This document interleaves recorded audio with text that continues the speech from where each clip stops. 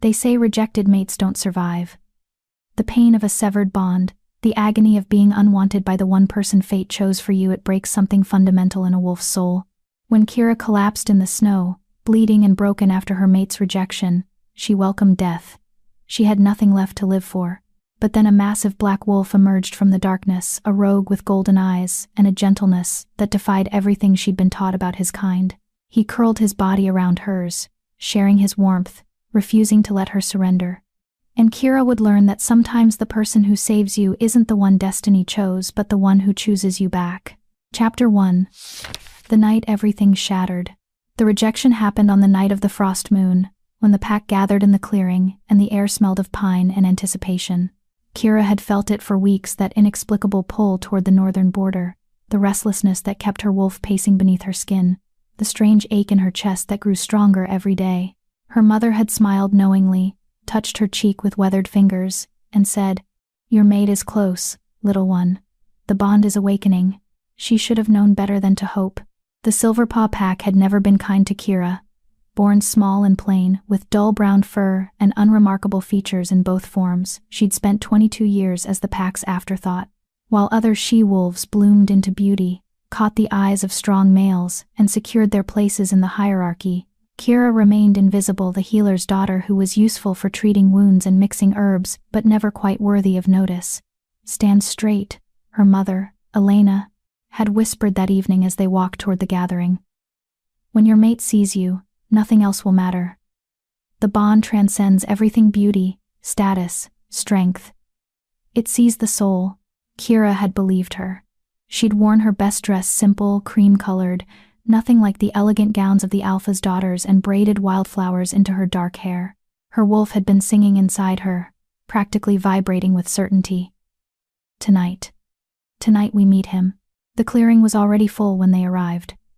Silverpaw was hosting 3 visiting packs for the seasonal alliance gathering, and the air crackled with the energy of nearly 200 wolves in close proximity. Bonfires blazed against the November cold. The scent of roasting meat made Kira's stomach growl, but she barely noticed, because he was there. She'd spotted him immediately, a tall, broad-shouldered male, standing with the Iron Ridge delegation, his presence commanding even in stillness. Dark hair, strong jaw, eyes that caught the firelight and gleamed amber. When he turned his head, scanning the crowd, Kira's breath had caught. Their eyes met. The bond snapped into place like a physical thing, a golden thread pulling taut between them, humming with recognition and need and certainty. Kira gasped, her hand flying to her chest where warmth bloomed and spread. Her wolf howled in triumph. "Mate. Ours. Finally." For one perfect, infinite moment, she'd felt complete. Then she watched his expression change. The initial shock of recognition, she'd seen it. That flash of awareness faded into something else. His eyes traveled over her, from her plain face, to her modest dress, to her unremarkable frame. And his jaw tightened. The warmth in his gaze died like a doused flame. He looked away. "No," Kira breathed, but her mother's hand closed around her arm. "Give him time," Elena whispered urgently. The shock of the bond, sometimes it takes males a moment to. But Kira was already moving, drawn by the thread that connected them, unable to stop herself even as dread pooled in her stomach. She wove through the crowd, her heart hammering, her wolf whining in confusion and hurt. He was talking to Alpha Thorn when she approached Thorn, the leader of Silverpaw, whose cold gray eyes had never held anything but dismissal for Kira. Both males turned as she drew near, and she saw it again, that flicker of recognition in her mate's face, followed immediately by something that looked horribly like disappointment. "Excuse me," Kira managed, her voice barely steady. I need to speak with you. Please." Her mate's jaw worked. Up close, he was even more imposing, easily 6'3", built like a warrior, radiating the kind of strength and dominance that made weaker wolves instinctively lower their eyes. Everything about him screamed Alpha bloodline, power, authority.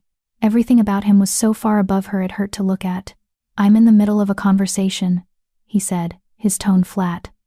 Not cruel, but worse, utterly indifferent, as though she were a stranger interrupting, not his fated mate.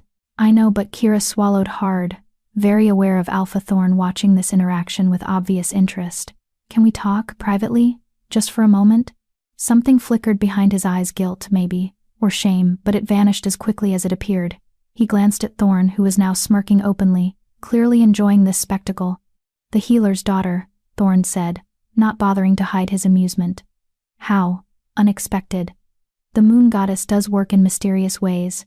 The words were polite, but the mockery underneath was sharp enough to draw blood. Kira felt her cheeks burn, but she kept her eyes on her mate, silently begging him to say something, to acknowledge the bond, to not let this powerful alpha humiliate her.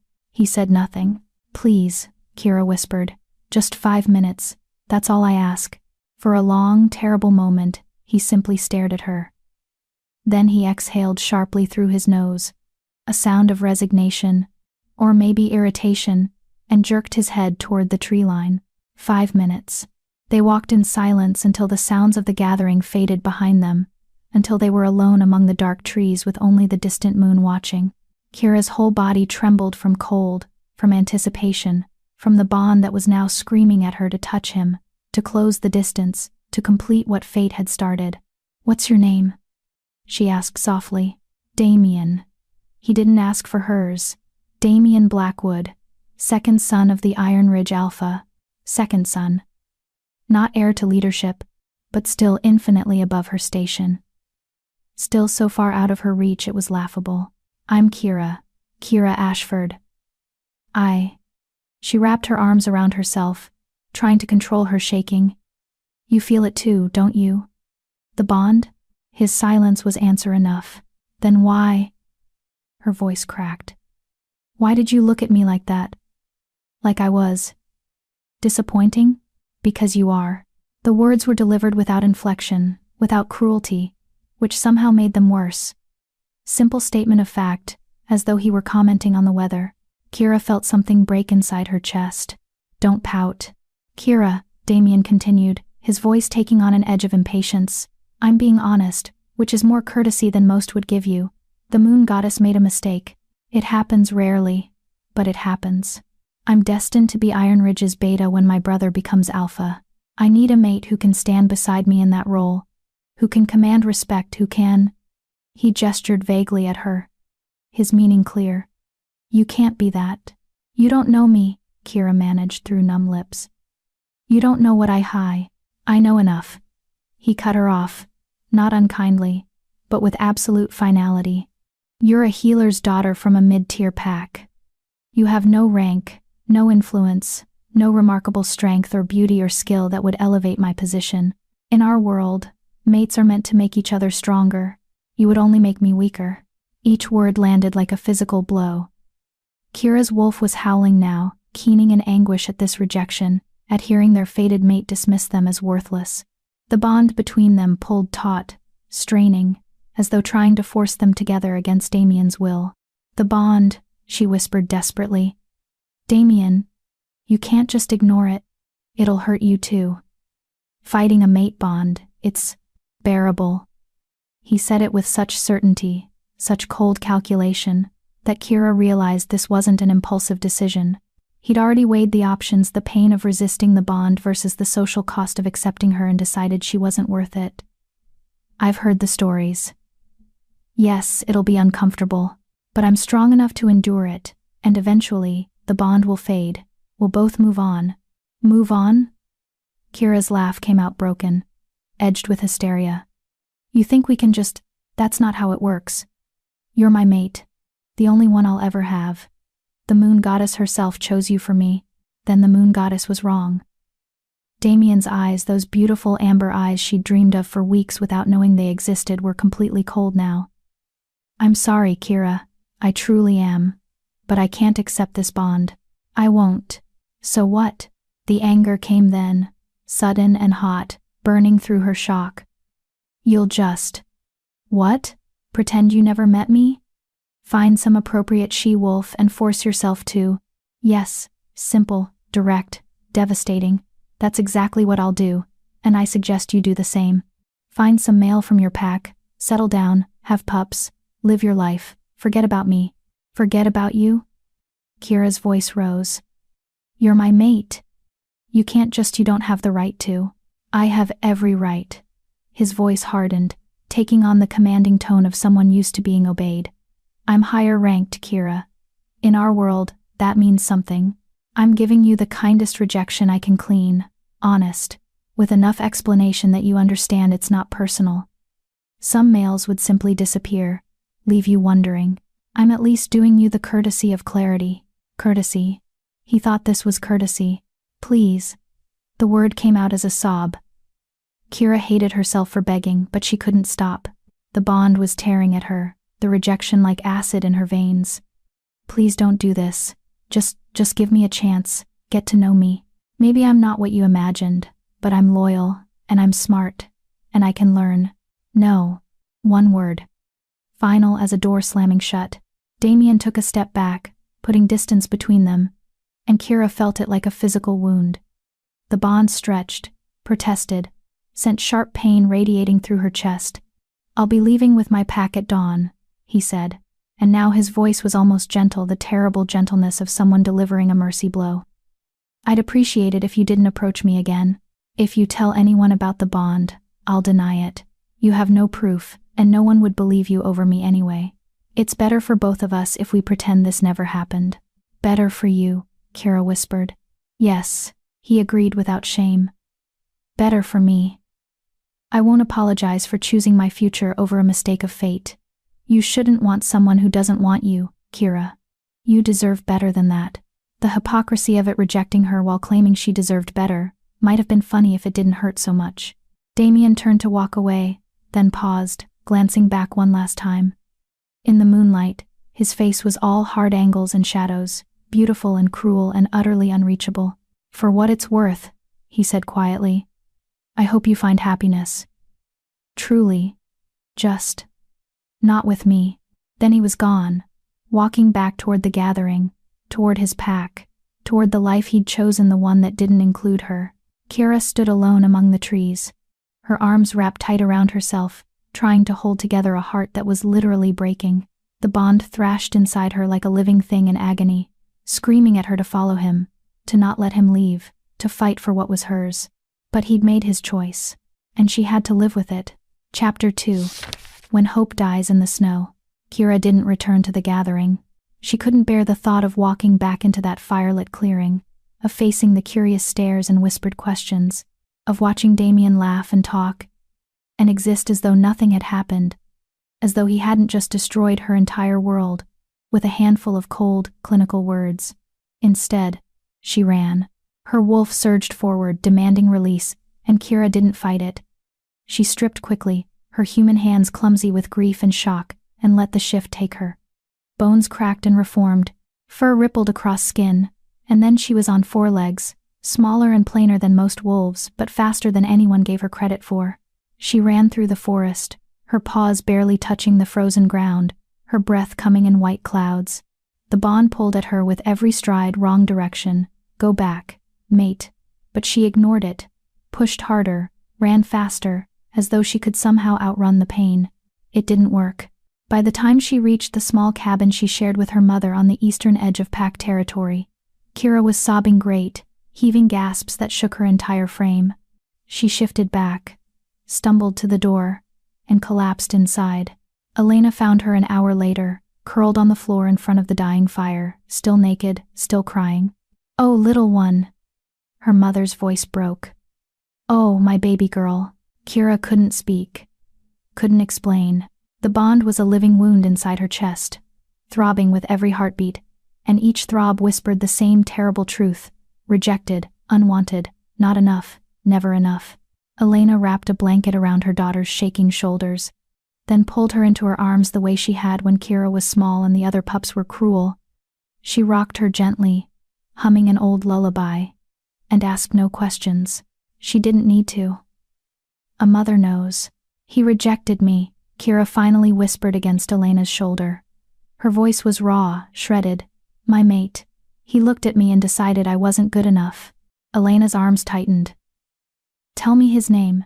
No. Kira pulled back, wiping uselessly at her tear-stained face. He said if I told anyone, he'd deny it. And he's right. No one would believe me anyway. Why would they? He's He's perfect, Mama. Strong and handsome and high-ranking, and I'm just, her voice cracked. I'm just me. You are my daughter, Elena said fiercely, gripping Kira's face between her palms. You are brilliant, and kind, and plain, Kira interrupted flatly. Weak, unremarkable. That's what he said. Not in those exact words, but that's what he meant. He said I'd make him weaker, that the moon goddess made a mistake. Elena's face went white, then red with fury. The moon goddess does not make mistakes. Then why would she pair me with someone who doesn't want me? The question came out as a wail. Why would she let me feel this bond, let me hope for one perfect moment?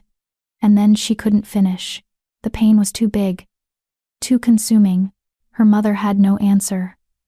What answer could there be? They sat together by the fire until the embers died, until the night grew cold enough that their breath misted in the air. Then Elena helped Kira to bed, tucked the blankets around her like she was a child, and smoothed her hair back from her forehead.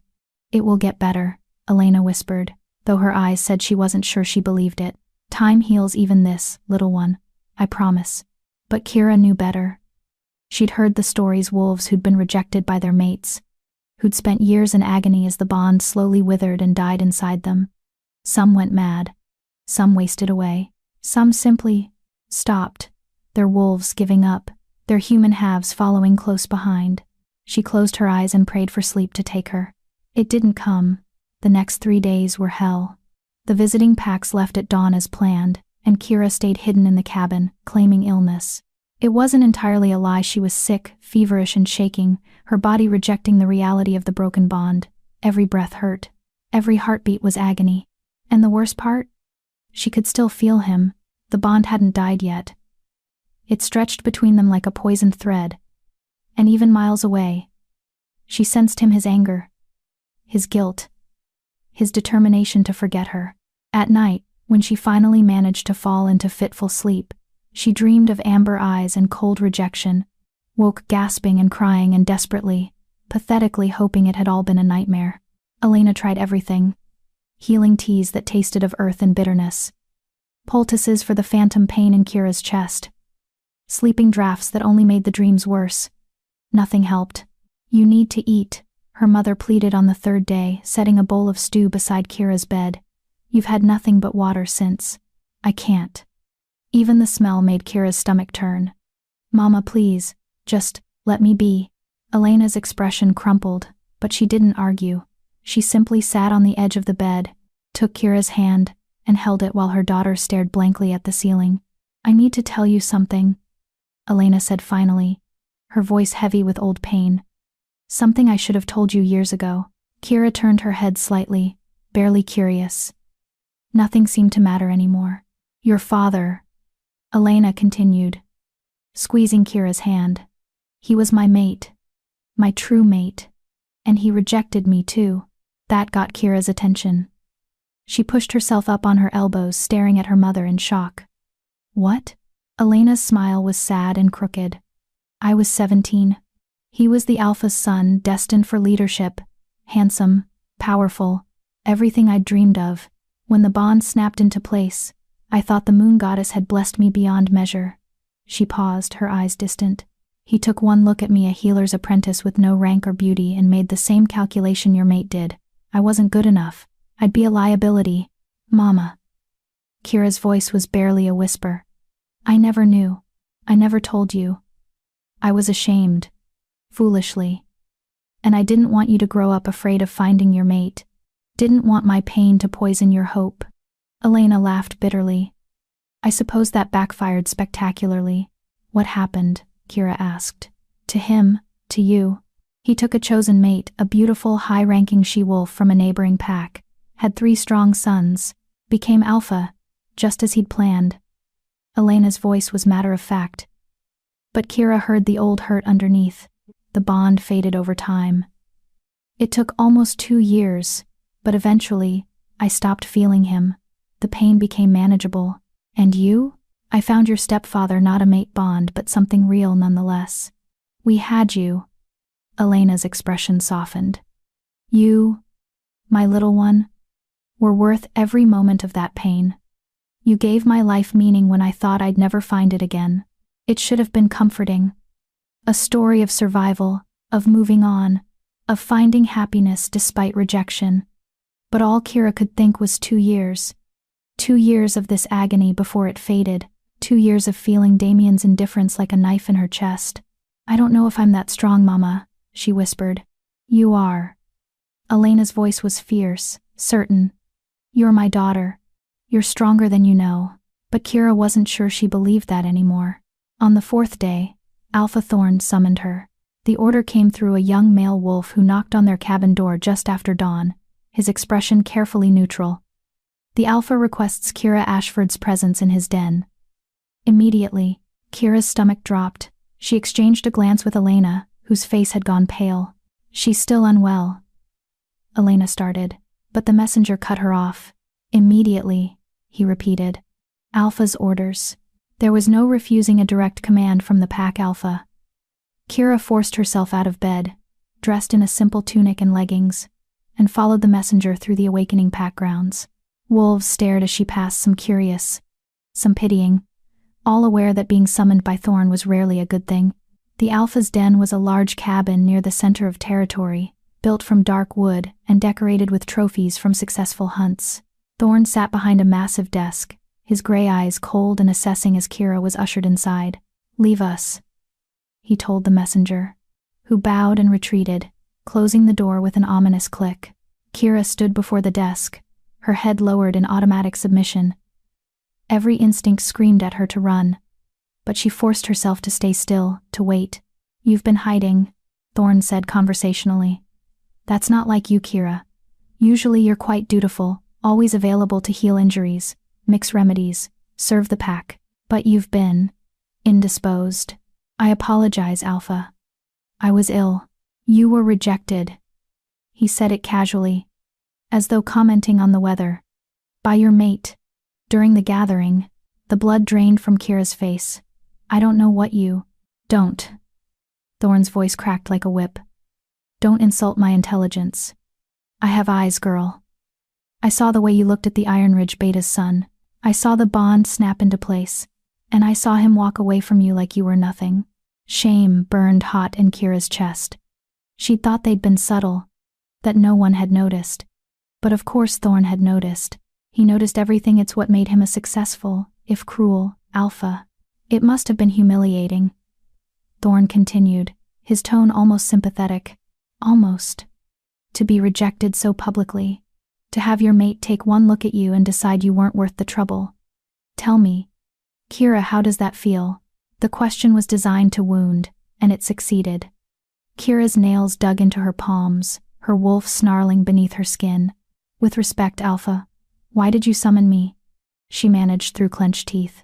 Because your situation creates a problem for me. Thorn leaned back in his chair, steepling his fingers. You see, Iron Ridge is a valuable ally. Strong military force, strategic territory, excellent trade relationships. I've been cultivating a closer alliance with Alpha Blackwood for years. And now his second son has rejected a wolf from my pack. That's not your concern. Everything in this pack is my concern. Thorn's fist slammed down on the desk, making Kira flinch. Do you think Blackwood wants his son's rejection broadcast to every pack in the region? Do you think he wants the gossip, the questions about his son's judgment? Of course not. Which means I need to ensure this stays quiet. Understanding dawned, cold and terrible. You want me to deny it. I want you to forget it. Thorn's eyes were hard as flint. You never met your mate. The bond never formed. As far as anyone knows, you've been ill with a normal sickness, nothing more. Do you understand? And if I don't agree? The smile he gave her was cruel. Then I'll have no choice but to exile you from the pack. For spreading malicious lies about an allied Alpha's son. For attempting to force a bond that doesn't exist. For being a disruption to pack harmony. He paused, letting that sink in. Your mother, of course, would be welcome to stay. But you'd be declared rogue. No pack, no protection, no territory. How long do you think you'd survive the winter alone? It wasn't a threat, it was a promise. Kira felt something inside her crack even further, some last desperate hope that someone, somewhere, might care about her pain. But of course not. She was nothing. Easily sacrificed for political convenience. "I understand, Alpha," she heard herself say. The words tasted like ash. "Good." Thorne's smile widened. "I'm glad we could reach an understanding. You're dismissed." Kira turned to leave, her legs somehow carrying her toward the door, despite the numbness spreading through her body. "Oh, and Kira?" Thorne's voice stopped her at the threshold. "I'd suggest you recover from your illness soon. The pack needs its healer functional. Your feelings are your own problem. Don't let them interfere with your duties again." She didn't trust herself to speak. She simply nodded and fled. The snow started falling that afternoon. Kira walked through it aimlessly, her thin jacket providing little protection against the bitter cold. She didn't care. The physical cold was nothing compared to the ice spreading through her chest, freezing her from the inside out. "Forget it," Thorne had ordered, as though she could simply stop feeling the bond. As though she could erase Damien from her mind by force of will. As though she hadn't already lost everything. She found herself at the northern border without consciously choosing the direction, the same border where she'd first felt the pull toward her mate. The bond was quieter now, muffled by distance and rejection, but it still hummed beneath her skin, still reminded her, with every breath, that somewhere out there was the other half of her soul, the half that didn't want her. "I can't do this," Kira whispered to the falling snow. "Mama, I'm sorry. I can't." 2 years of this pain. 2 years of feeling him, knowing he was alive and well and happy without her. 2 years of being nothing, meaning nothing, mattering to no one. She couldn't survive it. She knew that now with bone-deep certainty. Her wolf stirred, confused and hurt. "What are you thinking?" "I'm thinking," Kira thought back, "that maybe being rogue wouldn't be worse than this. Maybe exile would be a mercy. You'll die out there. I'm dying anyway. At least it would be faster." She stood at the border for a long time, watching the snow fall, feeling the cold seep deeper. It would be so easy, just keep walking, cross into no man's territory, become rogue, become nothing. Let the winter take her. At least then the pain would stop.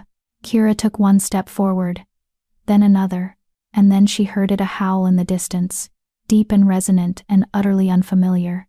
Her wolf's head snapped up. What was that? Another howl joined the first, then another, until the air was full of them, not her pack. Not any pack she recognized. The sounds were coming from deeper in the unclaimed territory, the dangerous zone where rogues and ferals roamed. She should turn back. Should retreat to safety. Instead, Kira found herself walking forward, drawn by some instinct she didn't understand. The snow fell harder, the wind picked up, and the cold bit deep into her bones. But she kept going, following the howls, chasing something she couldn't name. Maybe death, maybe meaning. Maybe just an end to the agony. The last thing she remembered clearly was the snow beneath her feet turning red, her own blood. She realized distantly, from cuts she hadn't noticed making. Her vision blurred, her legs gave out, and as she fell, as the white world tilted and spun and went dark, Kira felt something strange. The bond flared one last time, bright and sharp and desperate. Then nothing. Chapter 3. The Rogue with Golden Eyes. Warmth. That was the first thing Kira became aware of, unexpected, blessed warmth surrounding her like a cocoon. She tried to open her eyes, but her lids were too heavy, her body too exhausted. Everything felt distant, muffled, as though she were underwater. She should be dead. The thought drifted through her consciousness, without panic or fear. She'd collapsed in the snow, bleeding and broken. The cold should have taken her. The rogues should have found her. By all logic, she should have died alone in the unclaimed territory. But she was warm, and she could hear breathing slow, steady, rhythmic. Not her own. Something else. Someone else. Kira forced her eyes open, blinking against the dim light. At first, she couldn't make sense of what she was seeing. Dark fur, black as midnight, thick and soft, rising and falling with each breath. She was pressed against it, curled into it, her body tucked against a massive frame that radiated heat like a furnace. A wolf. An enormous black wolf. Her wolf stirred sluggishly inside her, confused. "Where are we?" Who is this? Kira tried to move, to pull away, but her body refused to cooperate. Every muscle ached. Her head throbbed. When she managed to lift one trembling hand, she saw her fingers were still blue-tinged from cold, though feeling was slowly returning in painful tingles. The black wolf shifted, and Kira froze. She'd thought it was asleep, but now she realized it had been watching her, waiting for her to wake. A large head lifted, turned toward her, and she found herself staring into eyes that glowed like molten gold in the darkness. Not amber like Damien's. Pure gold, ancient and knowing and utterly wild. Rogue, her wolf whispered in alarm. Has to be. No pack scent. But rogues were supposed to be mad feral creatures driven insane by isolation, attacking anything that moved. This wolf was perfectly still, perfectly controlled, studying her with an intelligence that made her shiver for reasons that had nothing to do with cold. Kira opened her mouth to speak, but all that came out was a hoarse croak. Her throat was raw, her lips cracked and bleeding. How long had she been unconscious? The black wolf made a low sound. Not quite a growl, not quite a whine. Then it moved, carefully extracting itself from around her body. Kira immediately felt the loss of warmth, shivering violently as cold air hit her skin. She was in some kind of den, she realized. A natural cave formation. By the looks of it, rough stone walls. A ceiling high enough that the wolf could stand at full height, which was considerable.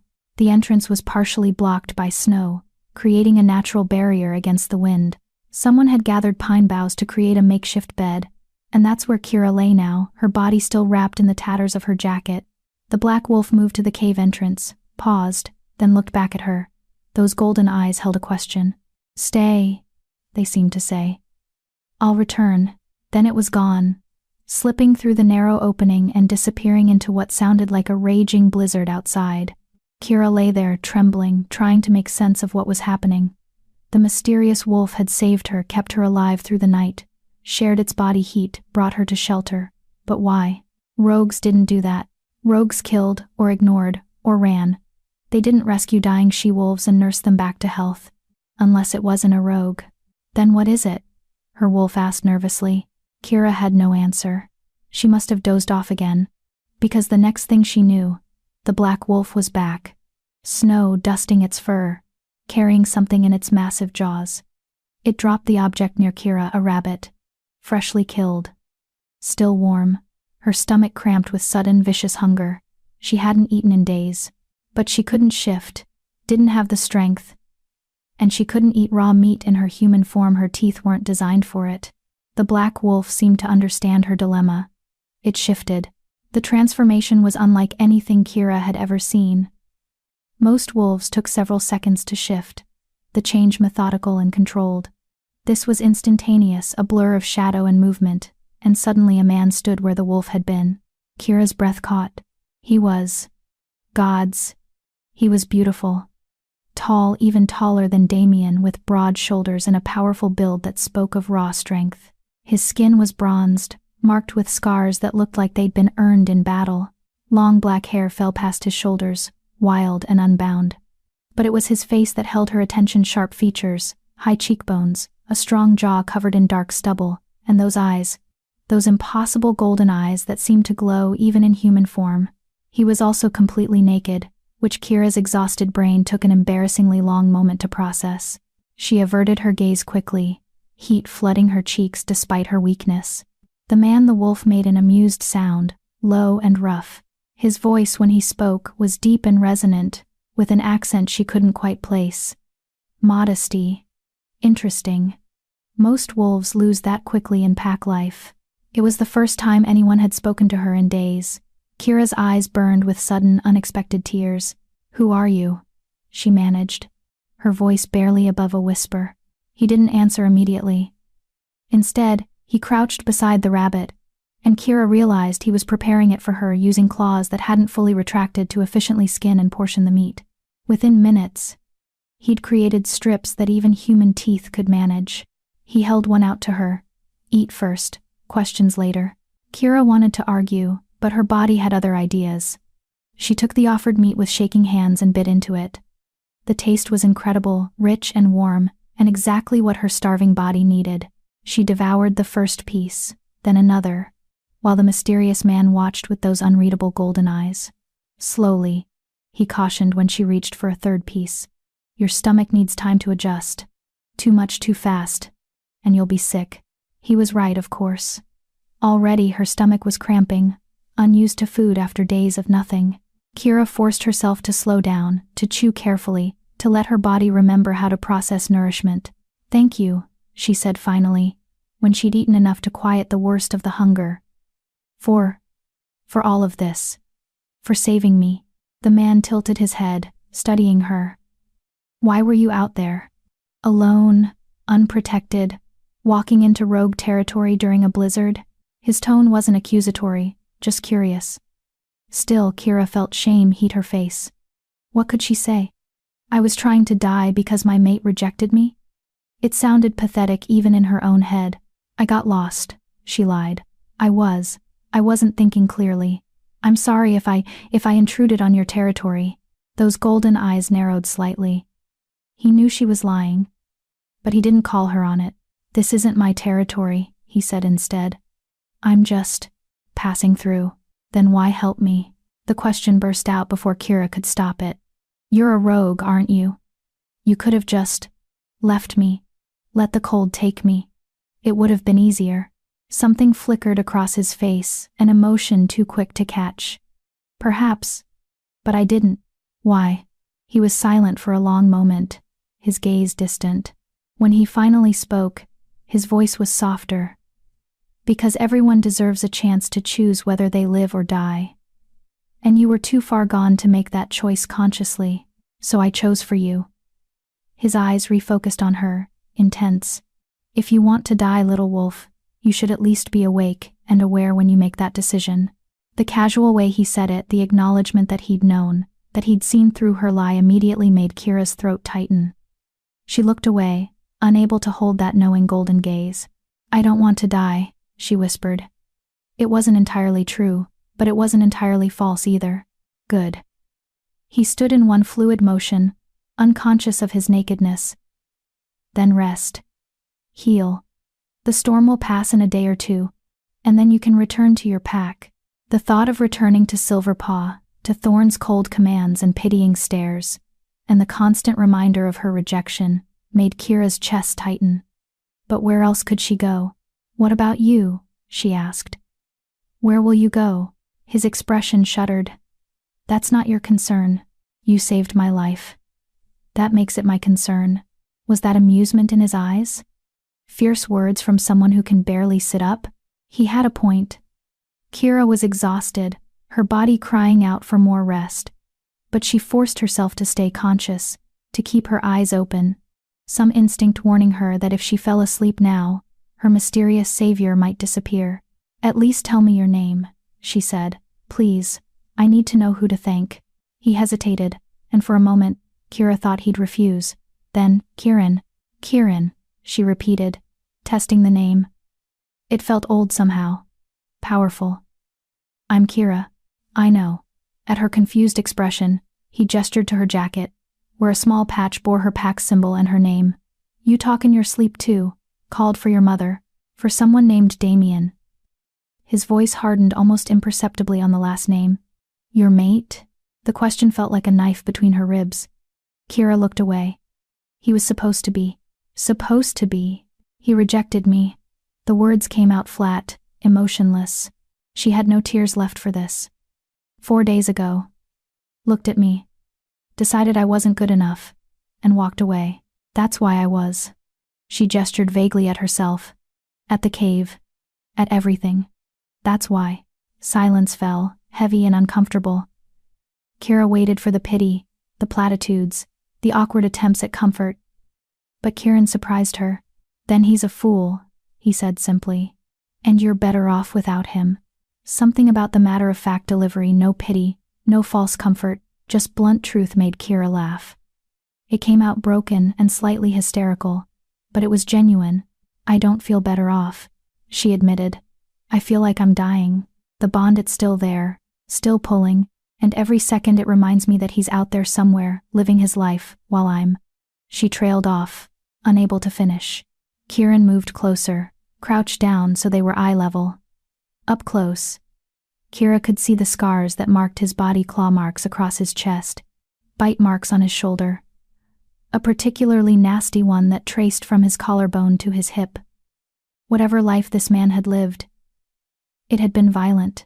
The bond will fade, he said quietly. It takes time, and it hurts like hell, but it will fade. You'll survive this, Kira. Even when you don't think you can, even when the pain feels infinite, you'll survive. You sound like you know from experience. His jaw tightened. I do. Your mate rejected you too? No. His voice went cold, distant.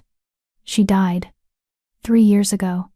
Killed by hunters who didn't care that we were sentient, thinking beings. To them, we were just animals to be hunted for sport. The pain in those words was raw, unhealed. Kira's heart clenched in sympathy. I'm so sorry. Don't be. Kieran stood abruptly, turning away. It was a long time ago. I've moved on. But he hadn't. Kira could hear it in his voice, see it in the rigid set of his shoulders. He'd survived his mate's death, yes. But he hadn't moved on. He'd just learned to carry the grief, to function despite it, like she'd have to learn to carry her rejection. The bond, she said softly. When your mate died, did it break immediately? Yes. He didn't turn around. Like a rope snapping. One moment she was there, the next. Nothing. Just silence where she used to be. Does the silence get easier? Finally he looked back at her. His expression was carefully neutral, but his eyes held an ocean of pain. No. You just get better at living with it. It wasn't the answer Kira had hoped for, but it was honest. And somehow, that honesty was more comforting than any false promise could have been. Rest now, Kieran said, his voice gentling. You need sleep to heal. I'll keep watch. But you need rest too. I'm fine. Rogues don't sleep much anyway. Too dangerous. He moved to the cave entrance, settling into a position where he could watch both her and the world outside. Sleep, little wolf. You're safe here, I promise. And despite everything, despite the strangeness of the situation, despite barely knowing this man, despite every instinct that should have warned her against trusting a rogue, Kira believed him. She let her eyes drift closed. Let exhaustion pull her under. And for the first time in days, she slept without nightmares. When she woke hours later, Kieran had shifted back to his wolf form, and was once again curled around her, lending his warmth to her still healing body. His golden eyes watched her in the darkness, patient and protective. And for reasons she couldn't explain, Kira felt safer than she had in years. Chapter 4. Scars that mirror mine. The storm raged for 3 days. 3 days trapped in the cave with a mysterious rogue who'd saved her life for reasons he refused to explain. 3 days of slowly healing, of eating the rabbits and birds Kieran hunted during brief breaks in the blizzard, of learning to exist in the strange bubble of safety he'd created. 3 days of trying not to think about Damien. It didn't work. The bond was still there, fainter now, muffled by distance and rejection, but present enough to remind her with every breath that somewhere out there, her mate existed without her. Sometimes, in the quiet moments when Kieran was out hunting and she was alone with her thoughts, Kira would press her hand to her chest and wonder if Damien felt it too. The hollow ache, the wrongness of being separated from your other half. Probably not. He'd been so certain, so coldly practical. I'm strong enough to endure it, he'd said, and he probably was. While she wasted away in a cave, he was likely going about his life as planned, courting appropriate she-wolves, securing his position as future beta, forgetting she'd ever existed. You're thinking about him again, Kira jerked, pulled from her spiraling thoughts. Kieran stood at the cave entrance in human form, snow dusting his bare shoulders, a ptarmigan dangling from one hand. He'd stopped bothering with clothes after the first day, practicality trumping modesty when you shifted as often as he did, and Kira had stopped blushing about it. Mostly. How can you tell? She asked, pulling the fur he'd provided taken from his own kills tighter around her shoulders. Your scent changes. Gets bitter. He moved to the fire. He'd built another miracle. Somehow, he'd found dry wood even in the storm, and began preparing the bird with practiced efficiency. Grief has a smell, so does anger. Right now, you're radiating both. Kira looked away. I can't help it. The bond. I know. His voice was surprisingly gentle. but dwelling on it only makes it worse. Trust me. I spent the first year after Mira died doing nothing but dwelling. It nearly destroyed me. It was the first time he'd said his mate's name aloud. Kira glanced at him, saw the tightness around his eyes, the way his jaw clenched. Even after 3 years, the wound was still raw. What was she like? Kira asked softly. Mira? Kieran was silent for so long she thought he wouldn't answer. Then, slowly, he began to speak. Strong, fierce. Had a laugh that could light up the darkest room. A small, sad smile curved his lips. She was a warrior, better fighter than most of the males in our pack, which drove them crazy. Challenged me for dominance 3 times before we discovered the mate bond. He paused, his hands stilling on the bird. She never backed down from anything. Even at the end, when the hunters had her surrounded, she fought. Took 4 of them with her before. He didn't finish. Didn't need to. I'm sorry, Kira whispered. That's not fair. That's not. She deserved better. We all deserve better than what we get. Kieran resumed his work, his movements mechanical. But the universe doesn't care about fair. It just is. We survive or we don't. Which did you choose? He looked at her then, really looked at her, and something flickered in those golden eyes. I'm still deciding. The honesty of it struck Kira silent.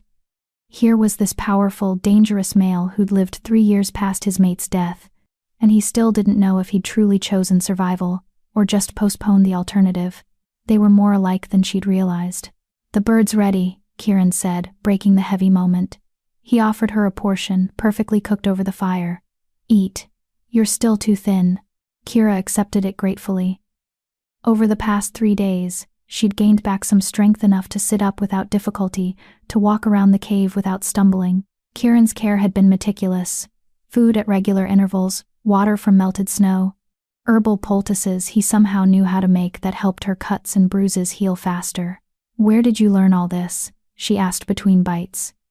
The healing, I mean. The herbs and remedies. My mother was a healer. Before, he gestured vaguely. Before everything. She taught me the basics. Said even warriors needed to know how to treat wounds when no healer was available. Did she die too? When the hunters... No. Kieran's voice went flat. She died years before that. Illness. Nothing we could do. He poked at the fire with a stick, sending sparks spiraling upward. My father followed 6 months later. Broken heart, they said. I used to think that was romantic bullshit. Then I lost Mira, and I understood. But you didn't die. No, I didn't have the courage. He said it without self-pity, just stating fact. Or maybe I had too much. Hard to say. I just kept going. Left the pack, couldn't stand the pity, the whispers, everyone walking on eggshells around me, became rogue. Been wandering ever since. Kira tried to imagine it, years of solitude, no pack bonds, no home, just endless movement through territories that weren't yours. It sounded like a special kind of hell. Don't you get lonely? Kieran's laugh was harsh. Every single day. But lonely is better than staying somewhere that reminds you of everything you lost.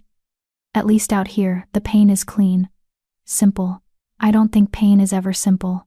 No, he agreed quietly. I suppose it's not. They ate in silence for a while, the only sounds the crackling of the fire and the howling wind outside. Kira found herself studying Kieran when he wasn't looking, the way firelight played across his scarred skin, the carefully controlled set of his shoulders, the profound sadness that seemed to emanate from him even when he smiled. He was beautiful and broken, dangerous and gentle, and she had no idea what to make of him. The storm's dying, Kieran said suddenly, tilting his head toward the entrance. Should be clear enough to travel by tomorrow morning. Kira's stomach dropped. Oh, I'll take you back to your pack's border. Make sure you get home safely. He didn't look at her as he said it. His attention fixed on the fire. You'll need to come up with a story. Can't tell them you were with a rogue. They'd have questions you don't want to answer. Right. Of course. Kira swallowed hard against the unexpected lump in her throat.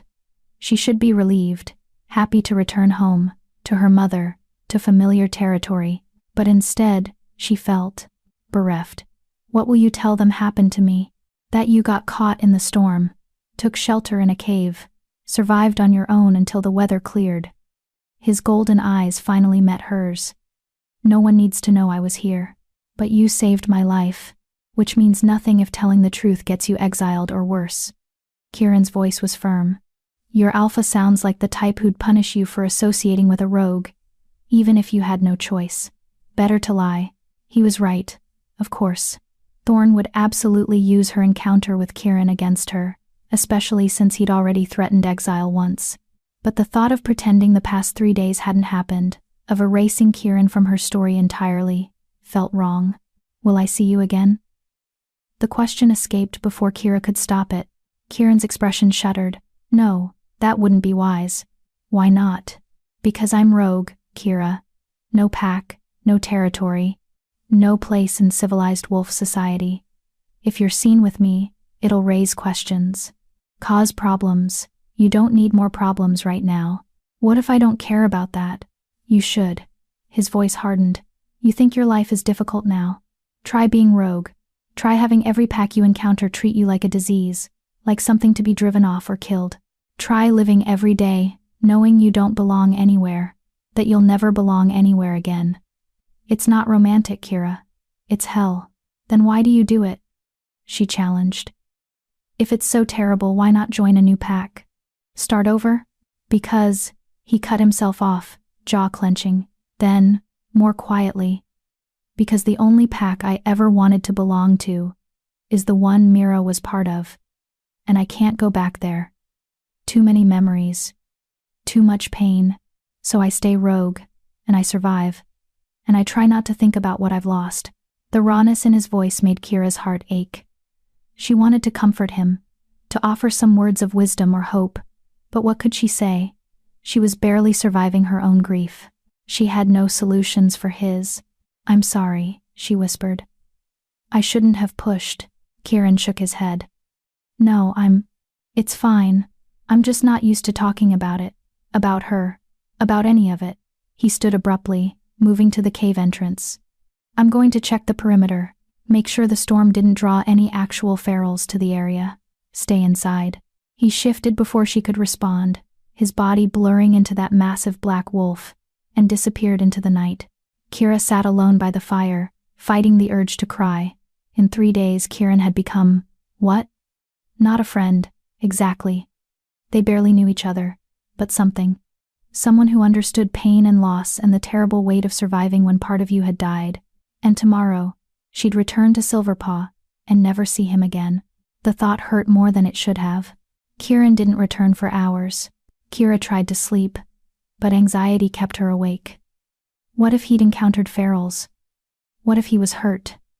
What if he decided to just leave? To abandon her here with enough supplies to make it home but without saying goodbye? That last thought bothered her more than the others. Finally, near dawn, she heard movement at the cave entrance.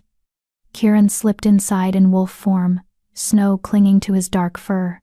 He shook himself, then shifted back to human, and Kira's breath caught. He was bleeding. Not badly shallow cuts along his ribs, a deeper gash on his shoulder, but definitely bleeding. And trying to hide it, judging by the way he angled his body to keep the injuries out of her line of sight. What happened? Kira demanded, sitting up. Nothing, just a minor. You're bleeding. That's not nothing. She pushed herself to her feet, ignoring the lingering weakness in her legs. Let me see. I'm fine, Kieran. She used the same firm tone her mother employed when treating stubborn patients. I'm a healer's daughter. I've been training since I was 12. Let me see the wounds. He hesitated, clearly torn between pride and practicality. Finally, he sighed and moved closer to the fire where the light was better. The cuts were from claws another wolf, Kira realized with a chill. You fought something. 3 ferals, Kieran confirmed, his voice casual despite the injuries. Drawn by the storm, like I thought. They're dealt with now. You fought 3 ferals alone. Kira's voice rose. Are you insane? You could have been killed, but I wasn't. He watched her with those unsettling golden eyes as she examined his wounds. I've survived worse. That's not. She cut herself off, forcing calm. Getting angry wouldn't help. Do you have any of the herbs left? The ones you used on my cuts? Some, in the pack by the wall. Kira retrieved the small bundle, recognizing most of the plants immediately. Her mother had taught her well. Working quickly, she made a poultice, her hands steady despite the flutter of nervousness in her stomach. "This might sting," she warned. "I can handle," Kieran hissed as she applied the mixture to the gash on his shoulder. "Gods, woman, what's in that?" "Yarrow, golden seal, and a few other things. It'll prevent infection and speed healing." She worked carefully, her fingers gentle despite his wince. "You need to be more careful. Fighting 3 ferals alone is reckless. I was protecting you." The words hung in the air between them. Kira's hands stilled.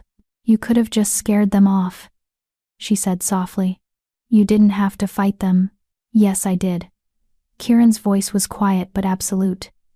"If I'd just driven them away, they would have circled back. Tracked your scent. I couldn't risk that." "Why?" The question came out barely louder than a whisper.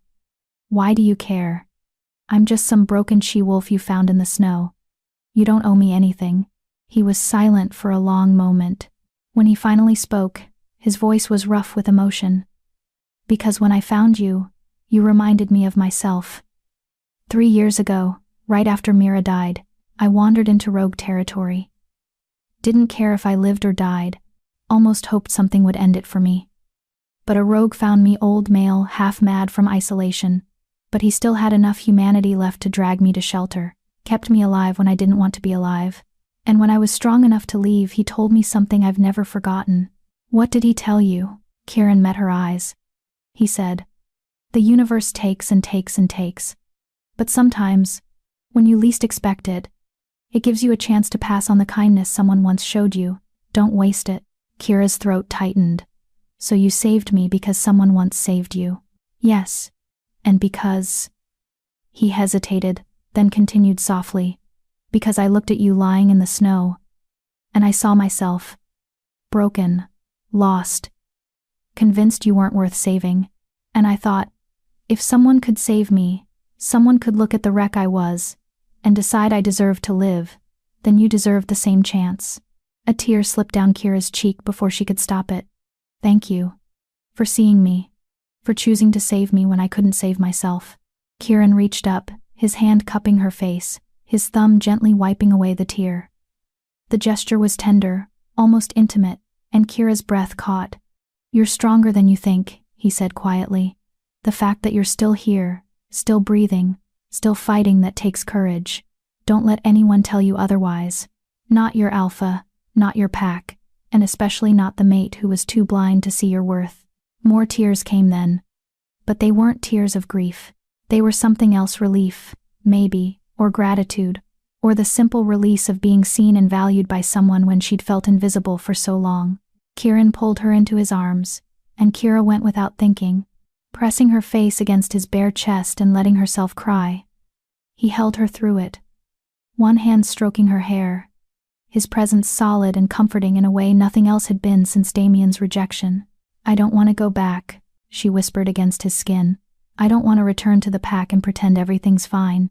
I don't want to see Thorn's cold eyes or hear the whispers or feel the bond pulling at me every day, reminding me of what I lost." "I know." Kieran's voice rumbled through his chest. "But you have to. Your mother is there. Your life is there. You can't run from pain, Kira. Believe me, I've tried. It follows you wherever you go. Then what do? You survive, one day at a time, one breath at a time. You let the bond fade slowly. You build a life for yourself that has nothing to do with Damien. And eventually, maybe not soon, but eventually it'll hurt less." He pulled back slightly, tilting her chin up so she had to meet his eyes. "And if you ever feel like you can't take another step, like the pain is too much, you remember that you survived this. You survived rejection and grief and nearly freezing to death. You're stronger than you know." Kira wanted to believe him, wanted to hold on to his words like a lifeline. "Will you really never come back?" she asked. "Will I really never see you again?" Kieran's expression was pained. "It's better if—" "I didn't ask what's better. I asked if I'll see you again." He studied her face for a long moment, something complex and unreadable in his golden eyes. Then, slowly, he nodded. "The northern border of your territory," he said quietly. Where I found you. If you ever need. If things get too difficult. Or if you just need to talk to someone who understands, go there. At sunset. I'll find you. You'll come? You promise? I promise. His hand was still cupping her face, his thumb tracing gentle patterns on her cheekbone. But don't come unless you truly need to, Kira. Every time we meet, it'll be a risk. For both of us. I understand. She covered his hand with hers. Thank you. For everything. For saving my life. For your kindness. For giving me hope when I thought I had none left. Something shifted in Kieran's expression, something vulnerable and almost afraid. For a moment, Kira thought he might say something important, something that would change everything. But then he stepped back, breaking the contact, and the moment passed. Get some rest, he said, his voice carefully neutral again. We leave at first light. You'll need your strength for the journey home. Kira nodded, though sleep felt impossible now. She lay down on the bed of pine boughs and furs, watching as Kieran shifted back to his wolf form and curled up near the fire. His golden eyes watched her in the darkness, protective and sad. And as she finally drifted off to sleep, Kira realized something that should have terrified her but somehow didn't. She didn't want to say goodbye to him tomorrow. She didn't want to say goodbye at all. Chapter 5. Facing the Pack's Judgment. Dawn broke cold and clear, the storm finally spent. Kira woke to find Kieran already in human form, standing at the cave entrance, silhouetted against the pale morning light. He looked like something out of legend, wild and untamed, belonging more to the forest than civilization. It's time, he said without turning around. The way back will be easier now that the snow's stopped. But we should leave soon. Your pack will be worried. Would they? Kira doubted anyone but her mother had noticed she was gone. To Silverpaw, she was just the healer's quiet daughter. Useful but unremarkable. Easily overlooked. They'd probably assumed she was hiding in the cabin, nursing her illness, not lost in the wilderness, fighting to survive. Still, she pushed herself up, ignoring the protest of muscles still sore from her ordeal. I'm ready. Kieran finally looked at her, and something flickered in those golden eyes. Regret. Maybe. Or reluctance. Are you sure you want to go back? The question surprised her. Where else would I go? Anywhere. Nowhere. He moved closer, his expression serious. You could come with me. Live as Rogue. It's hard, and it's lonely, but it's also freedom. No alpha dictating your life, no pack politics, no pretending to be something you're not. For one wild moment, Kira actually considered it. Leaving everything behind, Silverpaw, Thorn, the constant reminder of her rejection, and just disappearing into the wilderness with this mysterious male who'd saved her life. But reality crashed back quickly. I can't. My mother would survive, Kieran interrupted gently. She survived before you were born. She'd survive after. I'm not saying it wouldn't hurt her, but she'd understand. Eventually. You don't know that. No, he admitted. But I know what it's like to stay somewhere out of obligation when your soul is screaming to leave. It eats at you, Kira. Slowly. Until there's nothing left. Is that what happened to you? He didn't answer directly. Instead, he asked, what do you want? Not what you should do. Not what's expected. What do you actually want? Kira opened her mouth to respond, then closed it again. What did she want? A week ago, she would have said she wanted her mate to accept her, to love her, to complete the bond. But now? Now she wanted to stop hurting. She wanted to feel valued. She wanted to exist somewhere where her plainness wasn't a liability, where her gentle nature wasn't seen as weakness. She wanted to feel the way she felt in this cave, safe, seen, understood, but she couldn't say that. Not to Kieran, who was offering her an impossible choice just days after saving her life. I want my mother to be happy, she said finally. And she won't be if I disappear. So I go back. At least for now. Kieran nodded slowly, though disappointment shadowed his features. At least for now, he echoed. But remember what I said about the northern border. If things become unbearable, I'll come find you. I know. Kira managed a small smile. You won't get rid of me that easily, Kieran. I don't want to get rid of you at all. he said softly. Then, as if realizing how that sounded, he cleared his throat and turned away. We should go. Shift. It'll be faster, and you'll need all 4 legs for the terrain. Kira obeyed, letting the change take her. Her wolf form felt stronger than it had in days, still not fully healed, but functional. The brown fur that had always seemed so dull now felt appropriate, camouflaged against the winter landscape. Kieran shifted beside her, and Kira had to suppress a whine at the sheer size of him. His wolf form was massive, easily twice her size, all muscle and midnight fur and those glowing golden eyes. He looked like the wolves from old stories, the ones that hunted gods and swallowed moons. He looked like something that should have terrified her. Instead, she felt safe. Follow me, Kieran's voice said in her mind. And Kira startled. Rogues weren't supposed to be able to mind speak. That ability came from pack bonds, from the shared connection between wolves who belonged to the same group. How are you? I'll explain later. For now, just follow. Step where I step. The snow hides dangers. They set off through the winter forest, Kieran leading with confident strides, Kira following close behind. True to his word, he chose their path, carefully avoiding areas where the snow lay too deep, skirting around frozen streams, picking routes that kept them hidden from view. The journey took hours. Kira's legs burned. Her lungs ached from the cold air, but she pushed on. Kieran set a steady pace, neither too fast nor too slow, occasionally glancing back to make sure she was keeping up. You're doing well, he said at one point, approval warm in his mental voice. Most wolves in your condition wouldn't have made it this far. Most wolves haven't had your excellent care, Kira responded, then hesitated. Can I ask you something? Always. How can we mind speak? I thought rogues lost that ability when they left their packs. Kieran was silent for several strides. When he finally answered, his voice was careful. Most do. But I'm different. My wolf is stronger than average. Has been since birth. My alpha thought it meant I'd be pack leader someday. A bitter laugh echoed through the mental link. What makes you different? That, Kieran said firmly, is a story for another time. Look, we're almost to your border. Kira's heart sank even as relief flooded through her exhausted body. Almost home. Almost back to reality. To her mother's worried embrace and Thorn's cold commands, and the hollow ache where her mate bond should have been whole. Almost back to a life that no longer fit. They stopped at the edge of Silverpaw territory, hidden in a thick copse of evergreens.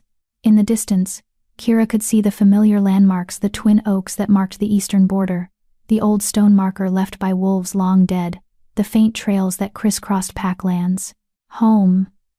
Except it didn't feel like home anymore. Kieran shifted back to human form, and after a moment's hesitation, Kira did the same. They stood facing each other in the cold morning air, both naked as the day they were born, and somehow it felt more intimate than anything they'd shared in the cave. This is where we part, Kieran said, his voice rough. Your pack lands are just beyond those trees. Follow the eastern trail, it'll take you straight to the main den. Tell them you got caught in the storm, took shelter in a cave, rationed what food you had. They'll believe you. And if they don't, then stick to the story anyway. Consistency is key. His golden eyes held hers. Don't mention me, Kira. No matter what. Even if you trust someone completely, especially if you trust them. Secrets have a way of spreading, and you don't need that kind of attention. She nodded, committing his instructions to memory. Then, before she could overthink it, she stepped forward and wrapped her arms around him. Kieran went rigid with surprise, but after a moment, his arms came around her too.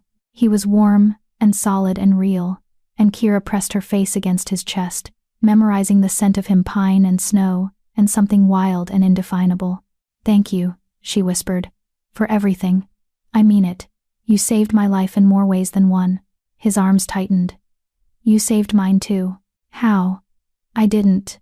You reminded me why I'm still alive, Kieran said quietly. 3 years I've been wandering, existing but not really living. Going through the motions because I didn't have the courage to end it but couldn't find a reason to truly continue. And then I found you. And I remembered, his voice caught.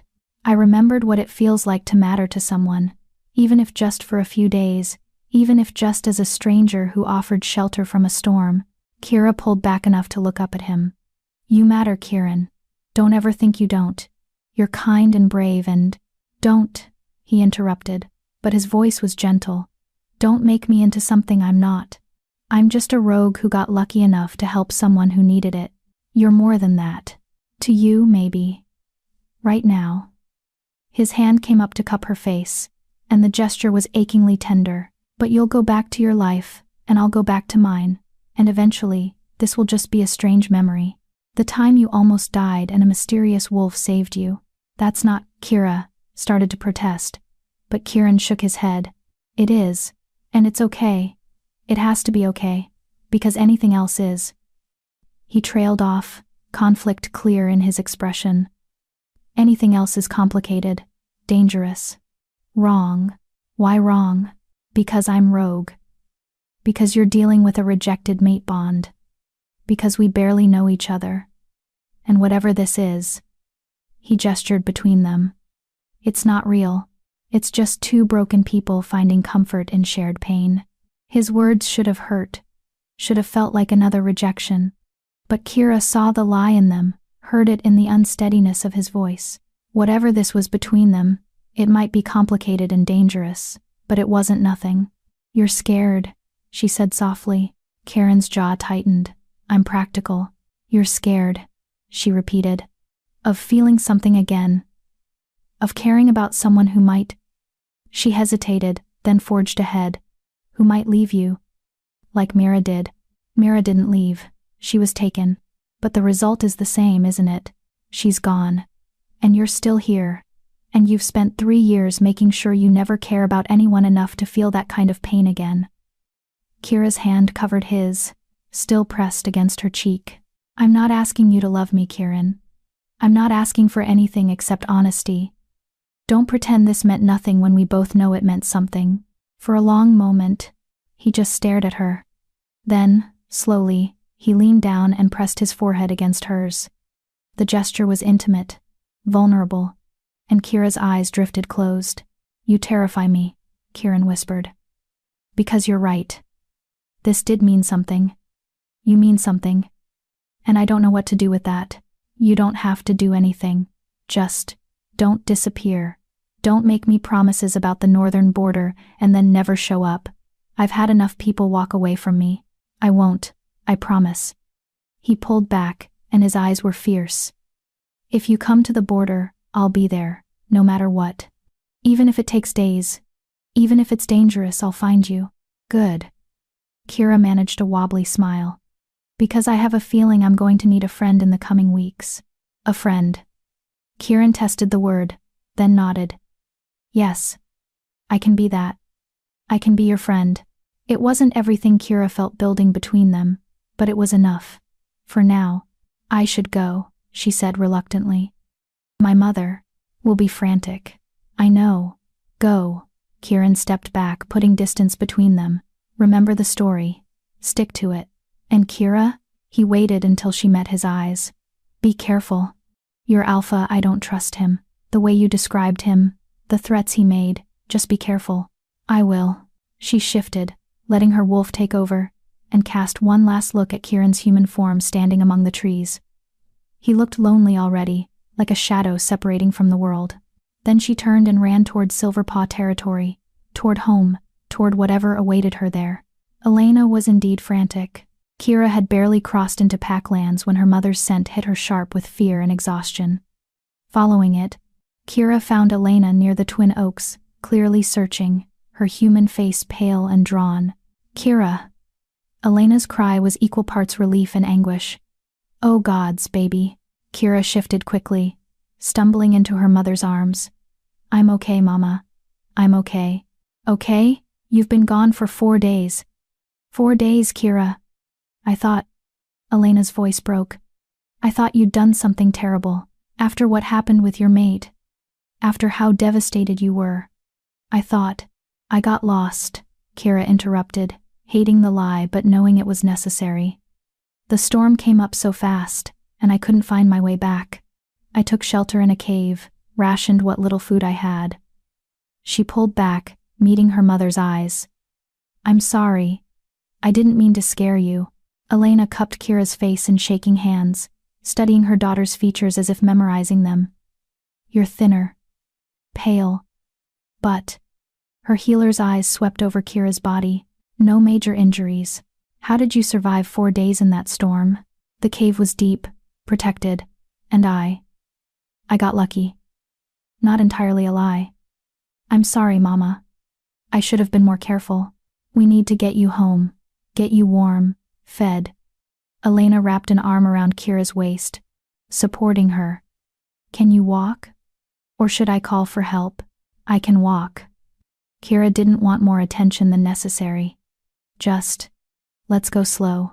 They made their way back to the cabin together, Elena keeping up a steady stream of worried chatter how she'd searched for 2 days before the storm made it impossible, how she'd gone to Thorn but he'd refused to send out search parties during the blizzard, how she'd been preparing to venture out again this morning despite the danger.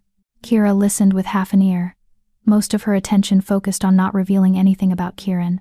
Every instinct screamed to tell her mother the truth that she'd been saved, cared for, given hope when she'd had none. But Kieran's warnings echoed in her mind. Secrets have a way of spreading. Back in the cabin, Elena fussed over her hot tea, warm broth, clean clothes, medicinal herbs. Kira submitted to all of it, answering her mother's questions with carefully crafted half-truths. "The Alpha will want to see you," Elena said finally, worry creasing her brow. "He was displeased that you disappeared. Said it reflected poorly on the pack to have wolves wandering off during important alliance gatherings." Of course he did. Thorn would find a way to make even her near death about pack politics. "I'll speak with him tomorrow," Kira said, exhaustion pulling at her. "Right now I just want to sleep." "Of course, little one." Elena kissed her forehead. "I'm just so glad you're safe. When I thought I might lose you." She didn't finish, but she didn't need to. Kira hugged her mother tight. "I'm here. I'm okay, I promise." But as she lay in her own bed that night, clean and warm and safe, Kira stared at the ceiling and wondered if okay was just another lie she'd have to learn to tell. The bond was still there, that hollow ache in her chest reminding her of Damien's rejection, but it felt different now, quieter, less consuming, as though something else had taken up residence beside it, something warm and golden and protective, something that felt suspiciously like hope. Kira pressed her hand to her chest and thought of golden eyes in the darkness, of a black wolf curled around her to keep her warm, of a broken male who'd chosen to save her when he could barely save himself. The northern border, he'd promised. "If you need me, I'll find you." She believed him, and that belief was enough to face whatever came next. Even if what came next was Alpha Thorn's cold interrogation, and the painful reality of rebuilding a life without the mate she'd thought was her destiny. At least now she knew she wasn't entirely alone. Somewhere out there, a rogue wolf with golden eyes was thinking of her too, and somehow, that made all the difference. Chapter 6. Caught Between Two Deaths. Alpha Thorn summoned Kira the next morning, before the sun had fully risen. She'd barely slept. The familiar comfort of her own bed felt strange after 4 days in a cave, and her mind kept circling back to Kieran.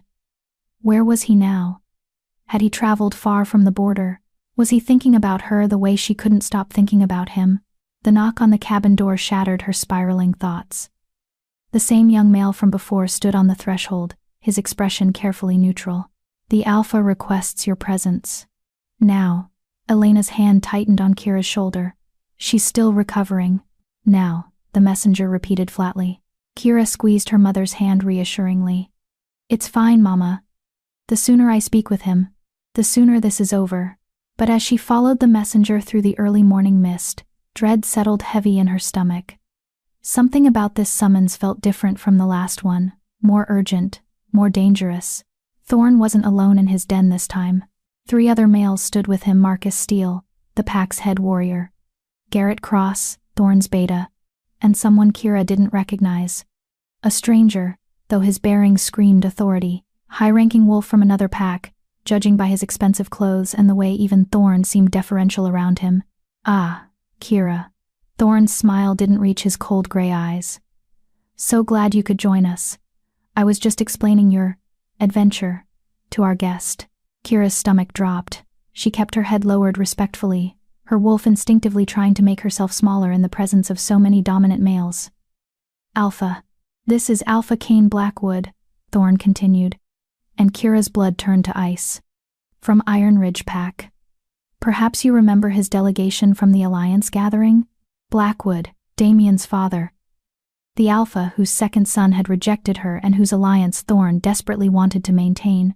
I don't believe we were formally introduced, Kira managed, her voice steady despite the panic clawing at her throat. Cain Blackwood studied her with sharp amber eyes so like his son's it hurt to look at. No, we weren't. But I'm told you disappeared during the gathering. Got lost in the storm. Quite concerning, especially with all the recent rogue activity in the region. There was something in his tone, a weight to his words that made Kira's skin prickle with warning. I made a foolish mistake, she said carefully. I wandered too far from Packlands, and couldn't find my way back before the storm hit. I took shelter in a cave and waited it out. I'm fortunate to have survived. Indeed. Cain's gaze was penetrating, as though he could see through her lies to the truth beneath. Fortunate, though I have to wander a she-wolf alone, unprotected, in rogue territory for 4 days. Most wouldn't survive even one night. Yet you emerged relatively unscathed. How do you explain that? It was a trap. Kira could feel it closing around her like jaws. The cave was well hidden, she said, deep enough that my scent wouldn't carry. And I know herbs, my mother's a healer. I used what I could find to mask my presence. Impressive. Cain's tone suggested he found it anything but believable. And you saw no other wolves during this time? No rogues? No ferals? None that came close enough to threaten me. How convenient. The silence that followed was suffocating. Thorn watched her with an expression she couldn't read. Marcus's hand rested casually on the knife at his belt. Garrett's eyes held open suspicion. Finally, Cain spoke again. The reason I'm here, Kira, is that we've had reports of a particularly dangerous rogue in this region. Large black wolf, extremely aggressive, has attacked several of our border patrols over the past few months. We believe he was in the area during the storm. His tracks were found not far from where you claim to have taken shelter. Kira's heart hammered against her ribs. Kieran. They were talking about Kieran. I didn't see any black wolf, she said, and it wasn't entirely a lie. She'd seen him, yes, but not as the aggressive threat they described. As I said, the cave was hidden. Deep. Yes, you mentioned. Cain took a step closer, and Kira had to fight every instinct not to retreat. Let me be direct, girl. I don't believe your story. 4 days alone in hostile territory, during the worst storm we've seen in years, and you emerge with barely a scratch? No, someone helped you. And given the presence of that black rogue, given the timing, I think we both know who. I don't know what you're. Don't lie to an alpha. Cain's voice cracked like a whip, and Kira flinched. His dominance rolled over her in waves, making her wolf whimper and cower. You were with the rogue. Admit it. I wasn't. Kira. Thorn's voice was soft, almost gentle, which somehow made it more terrifying. Alpha Blackwood has come a long way to investigate this matter. The rogue in question is wanted for questioning, in connection with several crimes, theft, assault, possibly worse. If you helped him, even unknowingly, you could be held accountable. But if you cooperate, tell us what you know, we can be lenient. It was the same tactic he'd used before, threats wrapped in false kindness. But this time, it wasn't just about pack politics. This time, they were hunting Kieran, and they wanted her to help. I'm telling the truth, Kira said firmly, meeting Thorn's eyes despite the fear coursing through her. I was alone in that cave. I saw no other wolves, rogue or otherwise. If you don't believe me, I don't know what else to say. Cain's expression hardened. Marcus, show her. The head warrior moved forward, pulling something from his jacket, a piece of cloth torn, stained with blood, Kira's blood. She realized with growing horror. From the jacket she'd been wearing when she collapsed. We found this near the cave you described, Marcus said, his voice professionally neutral. Along with tracks, human and wolf. 2 sets. Your scent, and one we don't recognize. So unless you want to claim you were hallucinating a second person, you were with someone. And the timeline matches perfectly with the rogue's known movements. They'd tracked her. Followed her trail back to the cave. Found evidence of Kieran's presence. And now they were using it to force a confession. Kira's mind raced.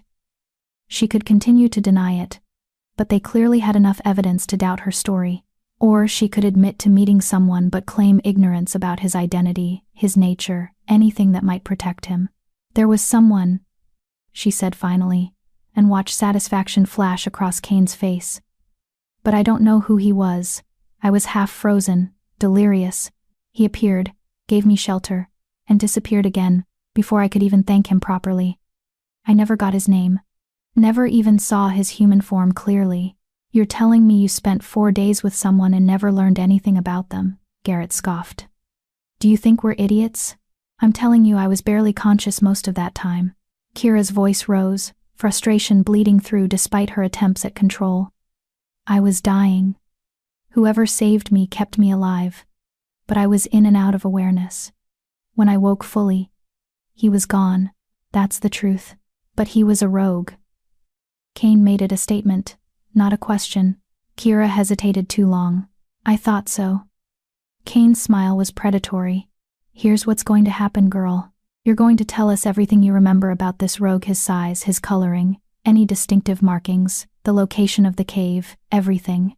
And then you're going to help us find him. I can't. You can, and you will. Kane's dominance flared again, forcing Kira to her knees. She gasped at the pressure, her wolf whining in submission.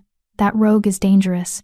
He's killed pack wolves, disrupted our borders, threatened our security. If you're protecting him, you're complicit in his crimes. Is that what you want? To be branded a traitor? To bring shame on your mother, your pack? Kira's hands clenched into fists. Every word was designed to manipulate, to corner her into betrayal. But beneath the fear and anger, a stubborn core of resistance held firm. Kieran had saved her life, had shown her kindness when she'd had nothing, had given her hope when she wanted to die. She wouldn't betray him, not for Thorn, not for Kane Blackwood, not even to save herself. He wasn't dangerous, she said quietly, still on her knees but meeting Kane's eyes. Not to me. He saved my life when he could have left me to die. Whatever crimes you think he committed, I can't help you find him. I won't. The temperature in the room dropped 10 degrees. You're refusing a direct order from an alpha. Kane's voice was dangerously soft. I'm telling you I don't have the information you want. Even if I did. Kira swallowed hard. I wouldn't use it to lead you to someone who showed me mercy when I needed it most. Mercy? Garrett laughed harshly. Rogues don't show mercy. They're feral, broken creatures who... He wasn't feral. Kira's voice was steady now. Certain. He was kind. Gentle. More human than any wolf I've met in Packlands. The words hung in the air, and too late, Kira realized her mistake. She'd revealed too much her knowledge of his character, her defense of him, her obvious connection to someone she claimed to barely remember. Thorn's expression shifted to something calculating. You care about him. It wasn't a question. I'm grateful to him. Kira corrected. There's a difference. Is there? Thorn exchanged a glance with Kane. Because to me it sounds like you formed an attachment to this rogue. Spent 4 days in close quarters with him. Maybe more than just gratitude developed. Kira's cheeks burned. Nothing happened. I don't care if something happened or not. Kane cut her off. What I care about is that you clearly know more than you're telling. And if you won't voluntarily share that information, we have other methods of encouragement. You can't, Kira started, but Marcus's hand on her shoulder silenced her. Actually, we can, Thorn said smoothly. You're a member of my pack, which means you're subject to pack law. And pack law says that any wolf who aids a rogue can be punished accordingly. Exile, imprisonment, even execution if the crime is severe enough. I didn't aid him, he aided me, a distinction without a difference. Kane moved closer, looming over her kneeling form. Here's your choice, girl. Either you help us track this rogue, or you face charges of collaboration with a known criminal. Your mother, I'm told, is quite beloved in this pack. It would be a shame if her daughter's actions reflected poorly on her, perhaps cost her the position she's worked so hard to maintain. And there it was, the true threat. Not just against Kira, but against Elena. They'd use her mother to force compliance, to break her resistance. Kira's vision blurred with rage and helplessness. You can't punish her for my choices. I can do whatever I want. I'm alpha here. Thorne's voice was cold. So decide, Kira. Help us find the rogue, or watch your mother suffer the consequences of your misplaced loyalty. The walls were closing in. Every option led to betrayal of Kieran, of her mother, of herself. There was no winning this. No clever words that would free her from the trap they'd laid. I need time, Kira said desperately. To think. You have until sunset tomorrow. Kane straightened, his decision made. After that we proceed with charges. And trust me, girl, you won't like what comes next. He turned to leave, then paused at the door. Oh, and Kira? Don't even think about running. We'll be watching you. And if you somehow manage to warn your rogue friend? His smile was cruel. We'll kill your mother. Slowly, while you watch. Do you understand? Kira understood perfectly. She was trapped, caught between protecting the male who'd saved her and protecting the mother who'd raised her. No matter what she chose, someone she cared about would pay the price. Get her out of here, Thorne ordered Marcus, and make sure she understands this isn't a negotiation. It's a command. Marcus hauled Kira to her feet and escorted her from the den. She walked on numb legs, her mind spinning, trying desperately to find a solution that didn't exist. By the time she reached the cabin, one thing was crystal clear. She had less than 48 hours to figure out how to save everyone she loved, or watch them all burn.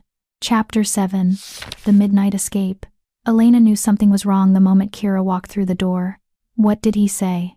Her mother asked, setting down the herbs she'd been grinding. Baby, what happened? Kira couldn't speak, couldn't form words around the panic choking her throat. She stood frozen in the doorway, trembling, her mind replaying Kane's threat over and over. We'll kill your mother. Slowly. While you watch. Kira. Elena's hands cupped her face, forcing eye contact. Talk to me. Whatever it is, we'll figure it out together. You can't. The words came out broken. You can't help with this, Mama. No one can. She pulled away, moving to the window, staring out at the forest beyond. Somewhere out there, Kieran was living his solitary existence, unaware that he'd been marked for death, that she'd been given an impossible choice: betray him or watch her mother die. Tell me anyway, Elena said softly. Please, I can't help if I don't know what we're facing. And maybe it was the exhaustion, or the fear, or the simple need to share the burden with someone who loved her, but Kira broke. The story poured out, finding Kieran, the cave, his gentleness and care, the promise to meet at the northern border. And then Thorne's trap, Kane's accusations, the ultimatum that left her no way out. Elena listened in silence, her expression shifting from shock to anger to something that looked like resignation. The rogue who saved you, she said when Kira finally fell quiet. You care about him. I barely know him. That's not what I asked. Elena's gaze was knowing, maternal. You care about him, don't you? Kira closed her eyes. Yes. I don't know why, or how, but yes. He understood my pain in a way no one else could. He saw me, Mama. Really saw me. Not the plain healer's daughter, not the rejected mate, just me. And he decided I was worth saving. And now they want you to lead them to him so they can kill him. Yes. The word tasted like poison. Elena was quiet for a long moment, her healer's hands absently sorting through dried lavender. When your father rejected me, she said finally, I wanted to die. The pain was unbearable. But my mother told me something I've never forgotten. The measure of a person isn't in how they're loved, but in how they choose to love others despite their own pain. You could betray this, Kieran, to save yourself, to save me. It would be the practical choice, the safe choice. But you'd never forgive yourself. And neither would I. Elena met her daughter's eyes. I didn't raise you to sacrifice good people to save your own skin, Kira, even if that person is me. Tears burned in Kira's eyes. I can't just let them kill you, and I can't let you become the kind of wolf who betrays those who showed her kindness. Elena moved closer, taking Kira's hands. There has to be another way. We just need to find it. There is no other way. They're watching me. If I try to run, they'll know. If I try to warn Kieran, they'll know. And if I do nothing, they'll charge me with collaboration and Kira's voice cracked. They'll hurt you to punish me. Then, we don't run. And we don't do nothing. Elena's expression turned, calculating the same look she got when facing a particularly difficult healing case. We fight smart. How? We have no allies, no power, no. We have knowledge they don't have. Elena squeezed Kira's hands. They think this rogue is a violent criminal. But you know he's not. You know where to find him, how to reach him. That's leverage. Leverage for what? For getting him away from here before Kane's hunters find him. Elena began to pace, her mind clearly working through possibilities. If Kieran's not in the territory, they can't catch him. They can accuse you of whatever they want, but without evidence, without the actual rogue to prove their case, it all falls apart. Kira stared at her mother. You want me to warn him, to tell him to run. I want you to save an innocent life, yes. Elena stopped pacing, her expression fierce. They'll be watching you during the day, expecting you to lead them to him. But at night, when the pack is sleeping, you could slip out, get to the northern border. They said they'd be watching. During the day, when you might try something obvious. But I know herbs, baby. I can make something that will make you appear ill, feverish, delirious. They'll believe you're too sick to try anything. And while they're convinced you're bedridden. Elena's smile was grim. You'll be warning your rogue to disappear. It was insane. Risky. Could get them both killed if anything went wrong. It was also their only chance. What about you? Kira asked. If I disappear for even a few hours and they find out, I'm a respected healer. I've been with this pack for 30 years. They won't kill me without proof of wrongdoing. Elena's voice was confident, but Kira heard the thread of fear underneath. And even if they suspect, even if they question me, I can claim ignorance. Say you slipped out while I was sleeping. They'll be angry, but they'll have no choice but to believe me. Mama. This is the only way, Kira. You know it is. Elena pulled her daughter into a fierce embrace. That male saved your life. Gave you hope when you had none.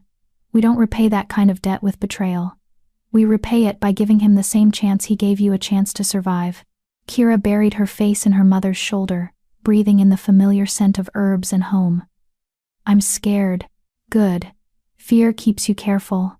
But don't let it paralyze you. Elena pulled back, cupping Kira's face. You're stronger than you know, little one. You survived rejection. You survived the storm. You'll survive this too. Promise? Elena's smile was sad. I promise to do everything in my power to make sure you do. It wasn't the reassurance Kira wanted, but it was the only one her mother could honestly give. They spent the rest of the day preparing. Elena mixed a concoction that would make Kira appear feverish without actually harming her flushed cheeks, elevated temperature, weakness in the limbs. She'd take it just before sunset, ensuring that any watchers would see her collapse into bed, too ill to move. Then, once full dark fell, and the pack settled in for the night, Kira would slip out through the back window, make her way to the northern border, and pray that Kieran kept his promise to find her. What will I tell him? Kira asked, as the sun began its descent toward the horizon. The truth. That he's been identified. That hunters are coming. That he needs to leave this region immediately. Elena pressed a small pouch into Kira's hands. Take this. Herbs to mask your scent, in case they have trackers following you. Use them sparingly, but use them. Kira tucked the pouch into her pocket, her hands shaking. What if I can't find him? What if he's not there? He'll be there. You said he promised, didn't you? Elena's voice was certain. He doesn't strike me as a male who breaks his promises. No. Kieran wouldn't break his word. If Kira went to the northern border, he'd find her. She had to believe that. As twilight painted the sky in shades of purple and gold, Kira drank her mother's potion. Within minutes, her skin flushed hot, her limbs grew heavy, and dizziness made the world tilt and spin. She let Elena guide her to bed, let her mother fuss over her with worried tones loud enough to be heard by anyone listening outside. Rest, baby, Elena said, her voice carrying. The fever should break by morning. I'll stay with you through the night. But once the door was closed, once Elena was certain no one was watching too closely, she leaned close to Kira's ear and whispered, 3 hours. Wait 3 hours after full dark, then go. I'll cover for you. Kira nodded weakly, already committing herself to the plan. The longest 3 hours of her life followed. She lay in bed, feigning sleep, listening to the sounds of the pack settling in for the night. Elena moved around the cabin, deliberately making noise, grinding herbs, stoking the fire, humming old lullabies, creating the illusion of a normal evening. But every sound outside made Kira's heart race.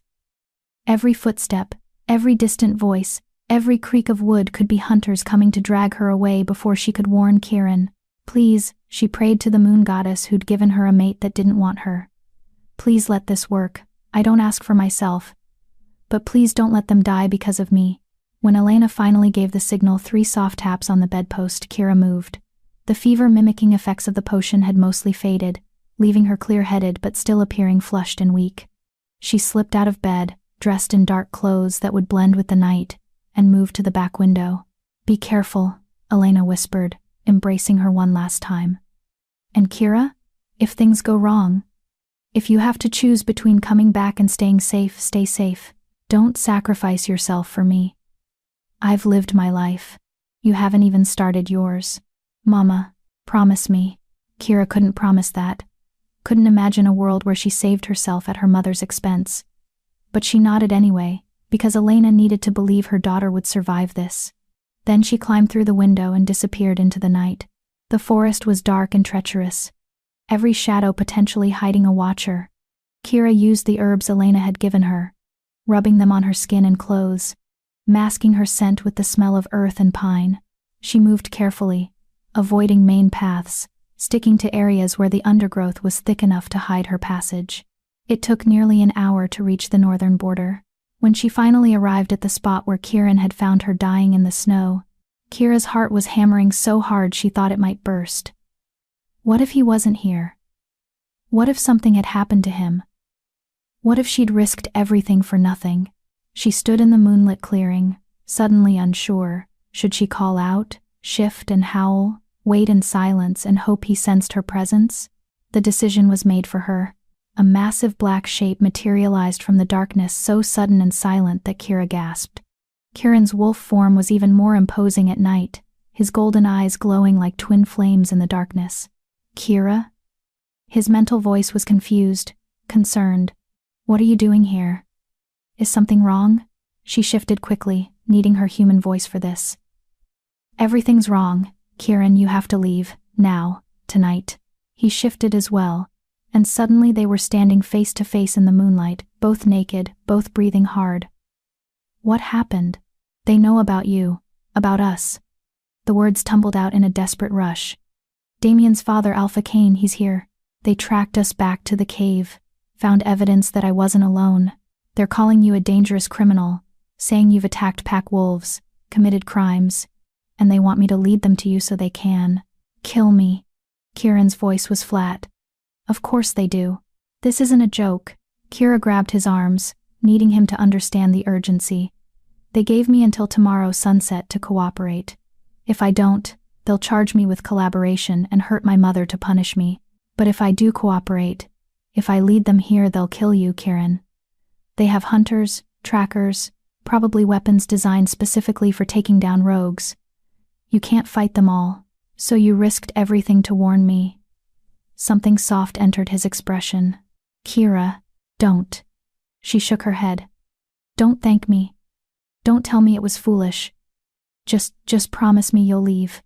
Go far from here, somewhere they'll never find you. Start over in a new territory. Please."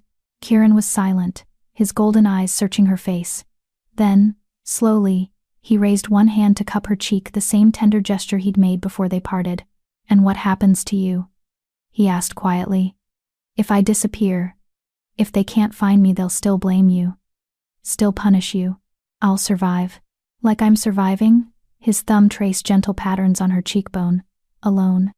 Wandering. Existing but not living. That's what you're condemning yourself to, Kira. Is that really what you want?"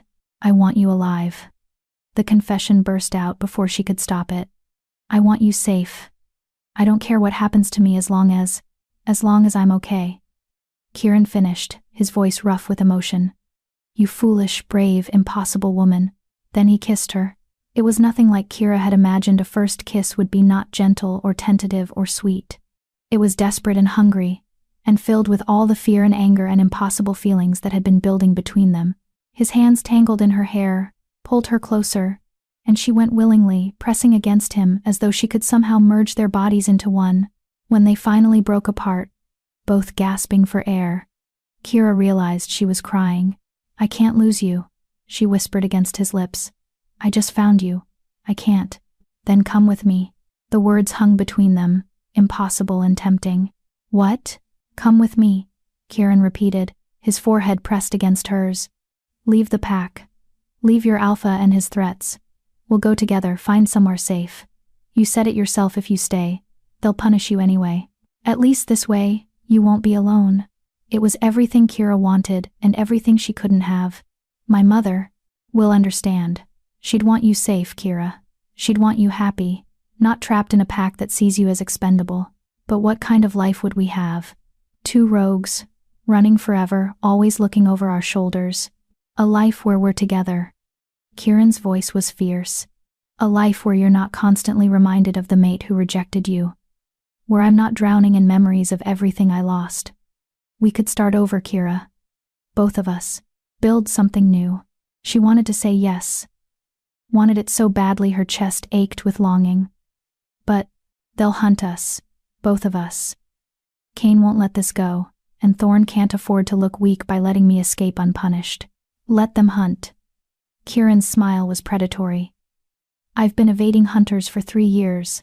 I know how to disappear. And with 2 of us, we'll be even harder to track." "Kieran, say yes." He kissed her again, softer this time. "Say you'll come with me. Say you'll choose yourself for once instead of everyone else's expectations." And maybe it was the kiss, or the moonlight, or the simple desperate need to feel wanted by someone, but Kira found herself nodding. "Yes," she breathed. "Yes, I'll come with you." Chapter 8. The Price of Freedom. "We leave now," Kieran said, his voice urgent. "Before anyone realizes you're gone." Kira's mind spun with the enormity of what she'd just agreed to. Leave everything, her mother, her home, the only life she'd ever known. Become rogue. Become hunted. Become free. "I need to say goodbye," she said. "To my mother. I can't just disappear without." "You can and you will." Kieran's grip on her arms tightened. "Kira, if you go back now, they'll know something's wrong. They'll question you, watch you even more closely. We'll lose our window. But she'll think I'm dead. She'll blame herself, think she failed to protect me. She'll think you made a choice." Kieran's voice gentled slightly. "And eventually, when the immediate danger passes, you can send word. Let her know you're alive and safe. But right now, tonight, going back would be suicide for both of us." He was right. Logically, Kira knew he was right. But the thought of Elena waking tomorrow to find her daughter gone, of never explaining, never easing the worry and fear, it felt like another kind of betrayal. "I hate this," she whispered. "I know. But sometimes there are no good choices. Only less terrible ones." Kieran pulled her close, his warmth surrounding her in the cold night air. "Your mother is strong. She'll survive this, and she'll understand. Eventually. Trust me." Kira wanted to trust him, wanted to believe that everything would somehow work out. But doubt gnawed at her, whispering cruel possibilities. What if Elena is punished for your escape? What if Thorn takes his rage out on her? What if you're trading her life for your freedom? "Hey." Kieran tilted her chin up, forcing her to meet his golden eyes. "I can see you spiraling. Stop. We'll figure this out together, I promise. But right now, we need to move. Every second we stand here talking is a second they could discover you're gone." He was right. Again. Kira took a deep breath, trying to center herself, to push past the fear and guilt to the determination underneath. "Where will we go?" she asked. "North. Deep into the unclaimed territories where pack patrols rarely venture. I know places, old dens, hidden valleys, caves that most wolves have forgotten exist. We'll stay mobile for the first few weeks, make ourselves impossible to track. Then, once we're sure we've lost any pursuit, we'll find somewhere more permanent. And after that?" Kieran's smile was crooked. "After that? We figure out how to build a life worth living. Together." It should have sounded naive, impossibly optimistic. But something in his voice, a quiet certainty, a bone-deep conviction made Kira believe him. "Okay," she said. "Let's go." They shifted together, their wolves emerging in a blur of transformation. Kira's brown wolf looked small and plain next to Kieran's massive black form, but when his golden eyes met hers, she felt anything but insignificant. "Stay close," he said through their mysterious mental link. "Follow my lead. If I tell you to run, you run. Don't question. Don't hesitate. Understood? Understood. Good." There was approval in his mental voice, warm and steadying. "You're going to be fine, Kira. I won't let anything happen to you." They ran, through the dark forest, under the pale moon, away from everything Kira had ever known. Kieran set a punishing pace faster than she'd ever run before, but somehow she kept up. Fear and adrenaline gave her strength she didn't know she possessed, pushed her past exhaustion to something almost euphoric. This was what freedom felt like. Terrifying and exhilarating in equal measure. They ran for hours, pausing only briefly to drink from icy streams or catch their breath. Kieran chose their path with obvious expertise, avoiding clearings where they'd be exposed, sticking to rocky ground that wouldn't hold their scent, doubling back occasionally to confuse any potential trackers. "You've done this before," Kira observed as they navigated through a particularly treacherous ravine. "Many times." Kieran's mental voice was grim. "Being rogue means always being ready to run. You learn quickly or you die." Cheerful thought, but honest. He glanced back at her, his golden eyes glowing in the darkness. "The rogue life isn't romantic, Kira. It's hard and lonely and dangerous. If you're having second thoughts, I'm not." And she wasn't. Yes, she was terrified. Yes, she missed her mother with an ache that threatened to consume her. But for the first time in weeks, she felt like she was choosing her own path rather than having one forced upon her. "I'm with you.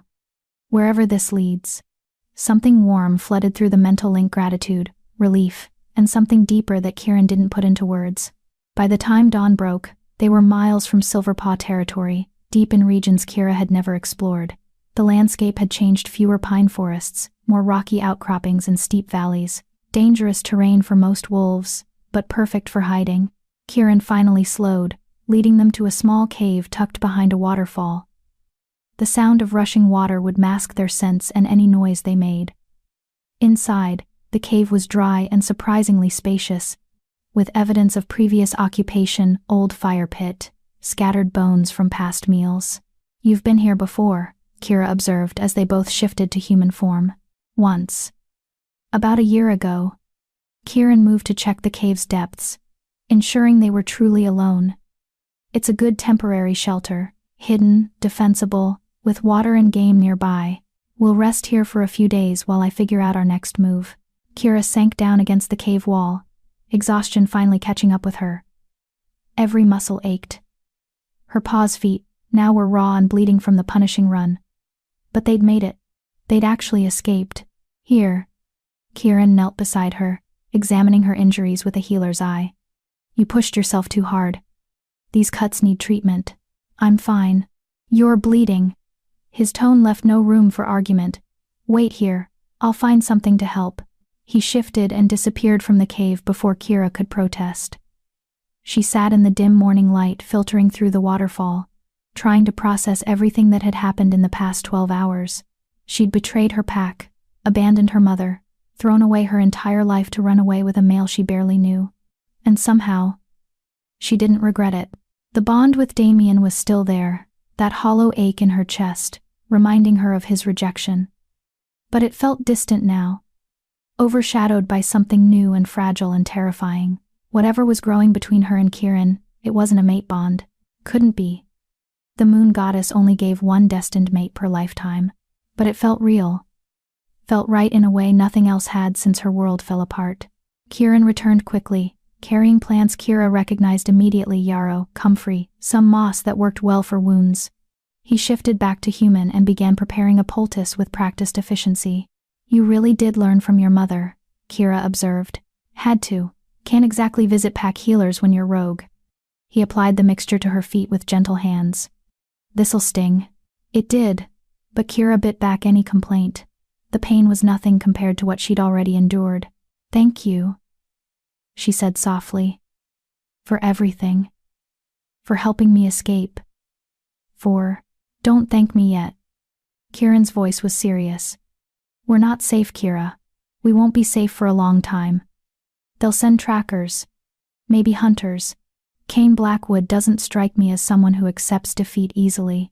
I know. But at least we're together. At least I'm not facing this alone." Kieran's hands stilled on her feet. He looked up at her, and the vulnerability in his golden eyes made her breath catch. "Why did you really come with me? Was it just to escape punishment? Or was there another reason?" Kira's heart hammered. This was the moment for honesty, the kind of raw, vulnerable truth that could either bring them closer or shatter the fragile connection between them. "You make me feel seen," she said quietly. "In a world where I've always been invisible, you looked at me and saw someone worth saving, worth protecting, she swallowed hard.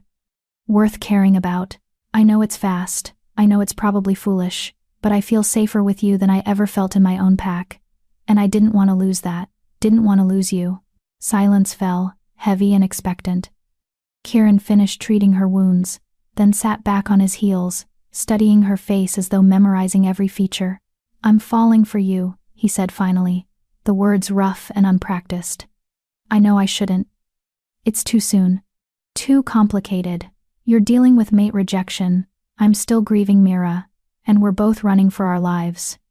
But I can't help it. When I'm with you, I feel less broken, less alone. And that terrifies me." "Why does it terrify you?"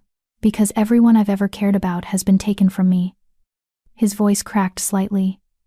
"My parents, Mira, my pack. What if the universe decides you're next? What if caring about you means losing you?" Kira reached out, cupping his scarred face between her hands. "Then we'll have whatever time we get. However long or short. And we'll make it matter. That simple? That simple." Kieran closed his eyes, leaning into her touch. "You're too brave for your own good, you know that?" says the rogue who's been surviving alone for 3 years. "That's not bravery, that's stubbornness." He opened his eyes, and a small smile played at his lips. "But maybe together, we can turn stubbornness into something better." "Like what?" "Like hope." He pressed his forehead against hers, the gesture now familiar and comforting. "Like a future worth fighting for." Before Kira could respond, Kieran tensed. His head snapped toward the cave entrance, every muscle going rigid with alarm. "What?" Kira started, but he cut her off with a sharp gesture. "Someone's coming," he said through the mental link.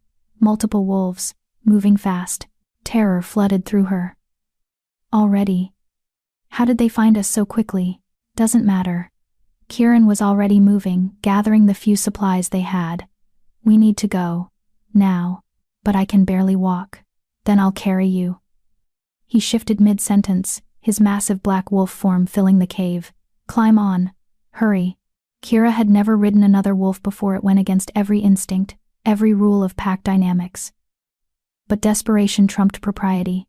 She shifted, then carefully climbed onto Kieran's broad back, gripping his fur with her teeth and claws to stay balanced. "Hold tight," he warned. Then they were moving, bursting from the cave entrance into the morning light. Immediately, howls erupted behind them, pursuit, closing fast. Kira caught glimpses through the spray of the waterfall. 5 wolves, all larger than her, all moving with the coordinated precision of trained hunters. "They brought trackers." Kieran's voice was tight with anger and fear. "Must have followed our scent from the border. Damn it, I should have been more careful." "It's not your fault." "Yes, it is. I let emotion cloud my judgment." He pushed harder, his powerful legs eating up the ground. "But we're not caught yet." They ran through territory that grew increasingly hostile: steep cliffs, narrow ledges, areas where one wrong step would mean a fatal fall. The trackers behind them were skilled, but Kieran had the advantage of desperation and intimate knowledge of rogue survival tactics. He led them through a series of switchbacks that left their pursuers confused and frustrated, doubled back through a stream to break their scent trail, used every trick he'd learned in 3 years of evading pack wolves, but the trackers were persistent.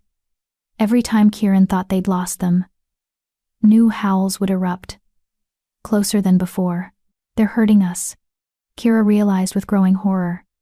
Driving us toward something. I know. Kieran's mental voice was grim. There's a canyon ahead, only one way through. If they've blocked the exit, we're trapped. So we don't go through the canyon. We find another route. There is no other route, not unless we want to spend hours backtracking, and we don't have hours. He slowed slightly, his sides heaving with exertion. We're going to have to fight our way through. You can't fight 5 wolves while carrying me, then get ready to run on your own. Kieran's voice held no room for argument. I'll hold them off, buy you time. No. Kira's mental voice was fierce. We stay together, we fight together. I'm not letting you sacrifice yourself for me. Kira. No. She dug her claws in slightly, making her point. You promised we'd figure this out together. That means no heroic sacrifices, no leaving each other behind. We survive together, or not at all. Kieran made a sound somewhere between a growl and a laugh. Stubborn woman. You said that was a good thing. I'm reconsidering. They reached the canyon entrance, and Kira's heart sank. Just as Kieran had predicted, 2 wolves blocked the narrow passage, large males with the disciplined bearing of professional hunters. Behind them, the original 5 trackers were closing in fast, 7 against 2. And one of the 2 was already exhausted and injured. The odds were impossible. Last chance, Kieran said, his voice tight. You can surrender. Tell them I forced you, that you were an unwilling captive. They might show mercy. Mercy from Thorn and Cain? Not likely. Kira slid off his back, standing on trembling legs beside him. Besides, I meant what I said. Together, then together it is. The hunters surrounded them, forming a loose circle. One of them, a scarred gray wolf with cold eyes, shifted to human form. Kieran the Rogue, he said, his voice carrying across the canyon. You're wanted for questioning regarding multiple attacks on pack wolves. Surrender peacefully, and your companion won't be harmed. Liar, Kieran growled, the sound rumbling through both his chest and the mental link. You'll kill me and drag her back in chains. I know how this works. The gray wolf shrugged. Perhaps. But those are your only options. Surrender or die fighting. Either way, you're not leaving this canyon. Kira's mind raced. There had to be a way out. Some trick, some strategy they'd missed. She looked around desperately. Steep canyon walls. No obvious escape routes, the narrow passage blocked by 2 large males. Unless, the walls, she said suddenly. Kieran, look at the walls. Those cracks and ledges, could we climb them? She felt his attention shift, assessing the possibility. Maybe. It would be risky. And with your injuries, riskier than fighting 7 trained hunters? Point taken. A pause then. On my signal, you run for the eastern wall. Start climbing. Don't look back, don't wait for me. Just climb. What will you? I'll provide a distraction. His mental voice was firm, allowing no argument. Trust me. Before Kira could protest, Kieran acted.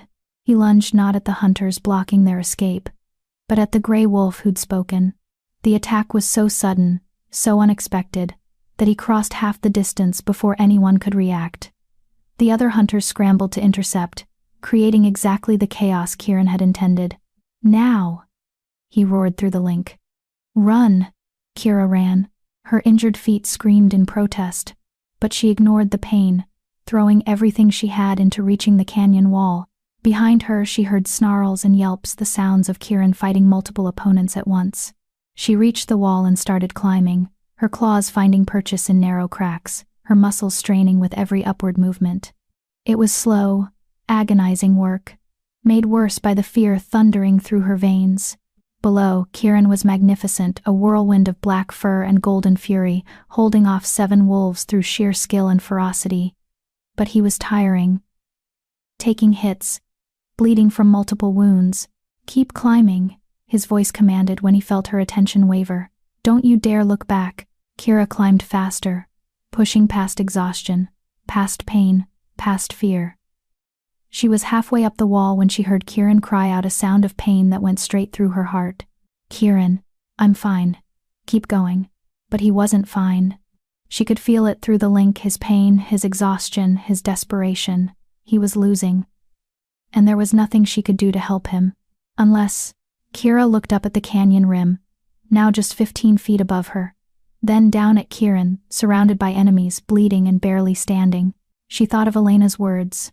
The measure of a person isn't in how they're loved, but in how they choose to love others despite their own pain. And she made a choice.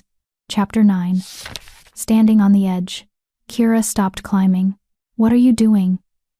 Kieran's mental voice was panicked, furious. "I told you to keep going. I'm not leaving you." Kira. No. She didn't let him finish. Instead, she did something she'd never done before, something she'd never even thought possible. She opened herself fully to the mental link between them, stopped holding back the emotions she'd been carefully containing, and let everything pour through. Her fear for him, her refusal to abandon him, her absolute conviction that she'd rather die fighting beside him than live knowing she'd left him behind. The wave of emotion hit Kieran like a physical force. She felt him stumble, felt his shock and wonder, and something that felt dangerously close to love. "You impossible, stubborn," his mental voice was rough with emotion. Fine. But if we're doing this, we do it smart." "What do you mean?" "Keep climbing. Get to the top, then do exactly what I say." Kira didn't understand, but she trusted him. She resumed her climb, moving as quickly as her battered body would allow. Behind her, she heard Kieran's renewed snarls, the sound of battle intensifying. She reached the canyon rim and pulled herself over the edge, gasping for breath. From this vantage point, she could see everything: Kieran surrounded by hunters, bleeding from a dozen wounds but still fighting. And beyond them, the narrow canyon passage that was their only escape route. "Listen carefully." Kieran's voice came through the link, strained but focused. "See those loose rocks near the eastern edge? The ones balanced on that ledge?" Kira followed his mental direction. Yes, there was a pile of stones, some of them quite large, precariously positioned about 20 feet from where she stood. If those fell into the canyon, they'd block the passage, trap the hunters on this side while we escape on foot. Understanding flooded through Kira. "But how do I move them? They're huge." "You don't need to move all of them, just the key stone, the large flat one at the base. Remove that, and the rest will follow." A pause, then. "But Kira, once you do this, you have to run immediately. Don't wait for me, don't look back. I'll meet you at the old oak grove 3 miles north." "Do you remember where that is from when we were running?"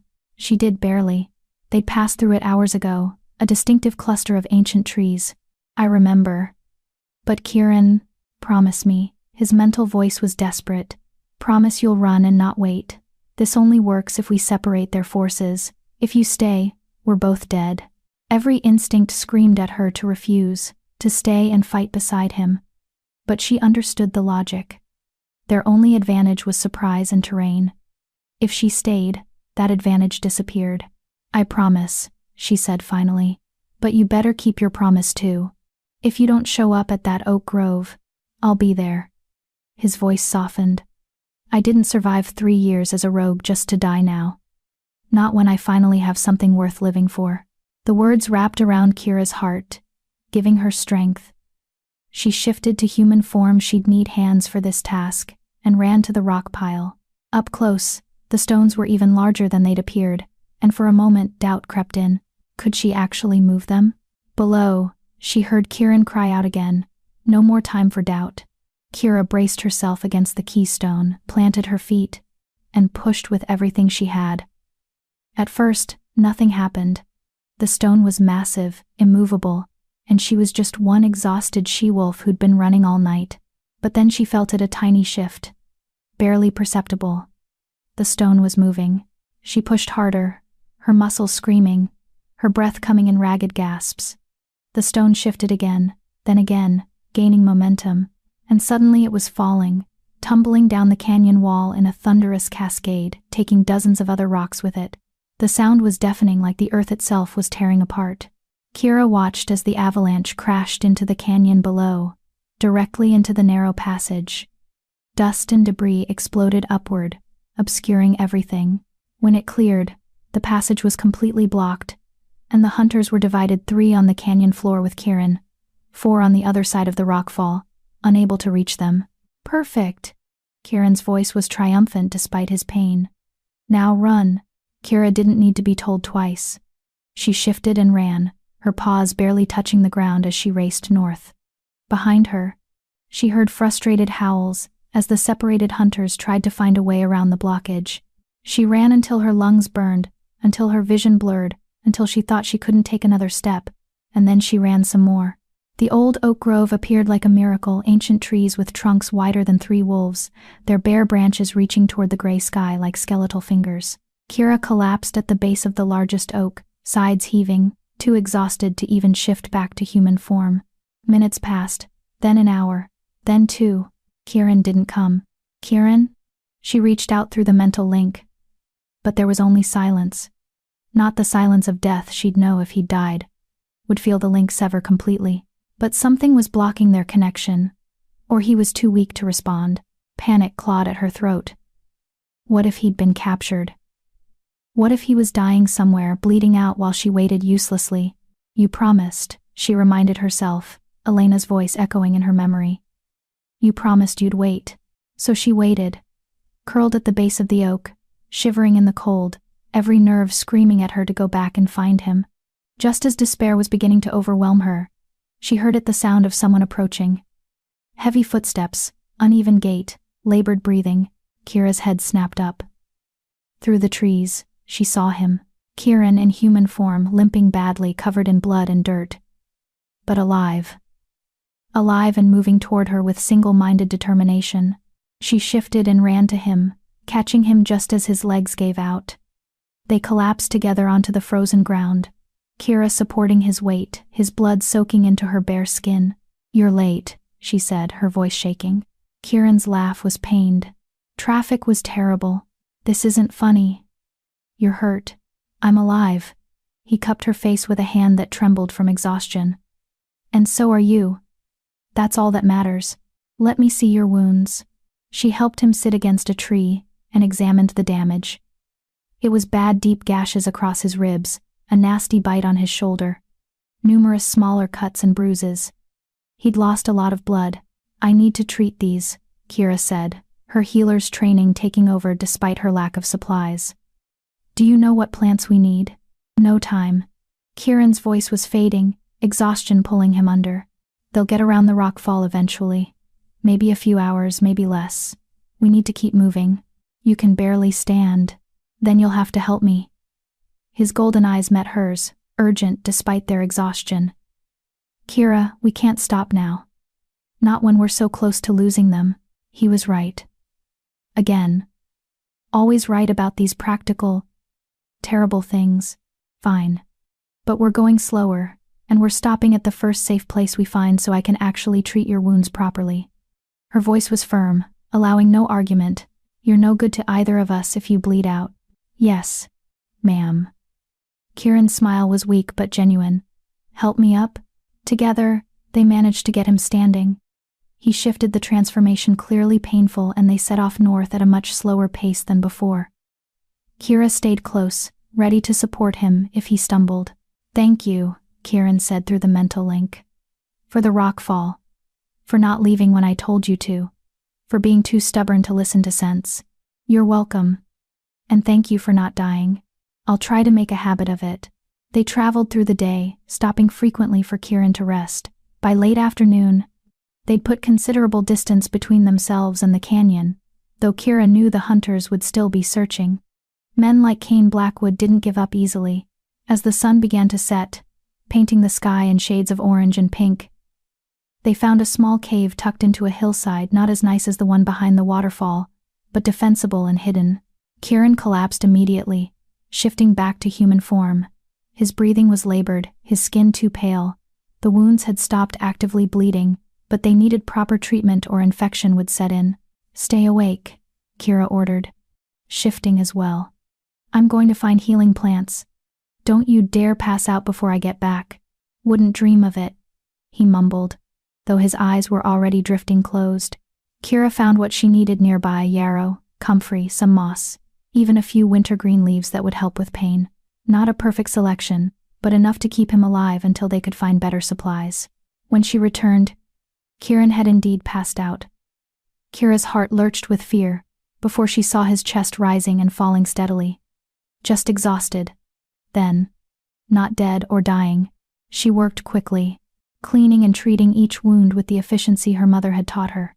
As she worked, she studied his face, the strong jaw, the scarred features, the long dark hair tangled with blood and dirt.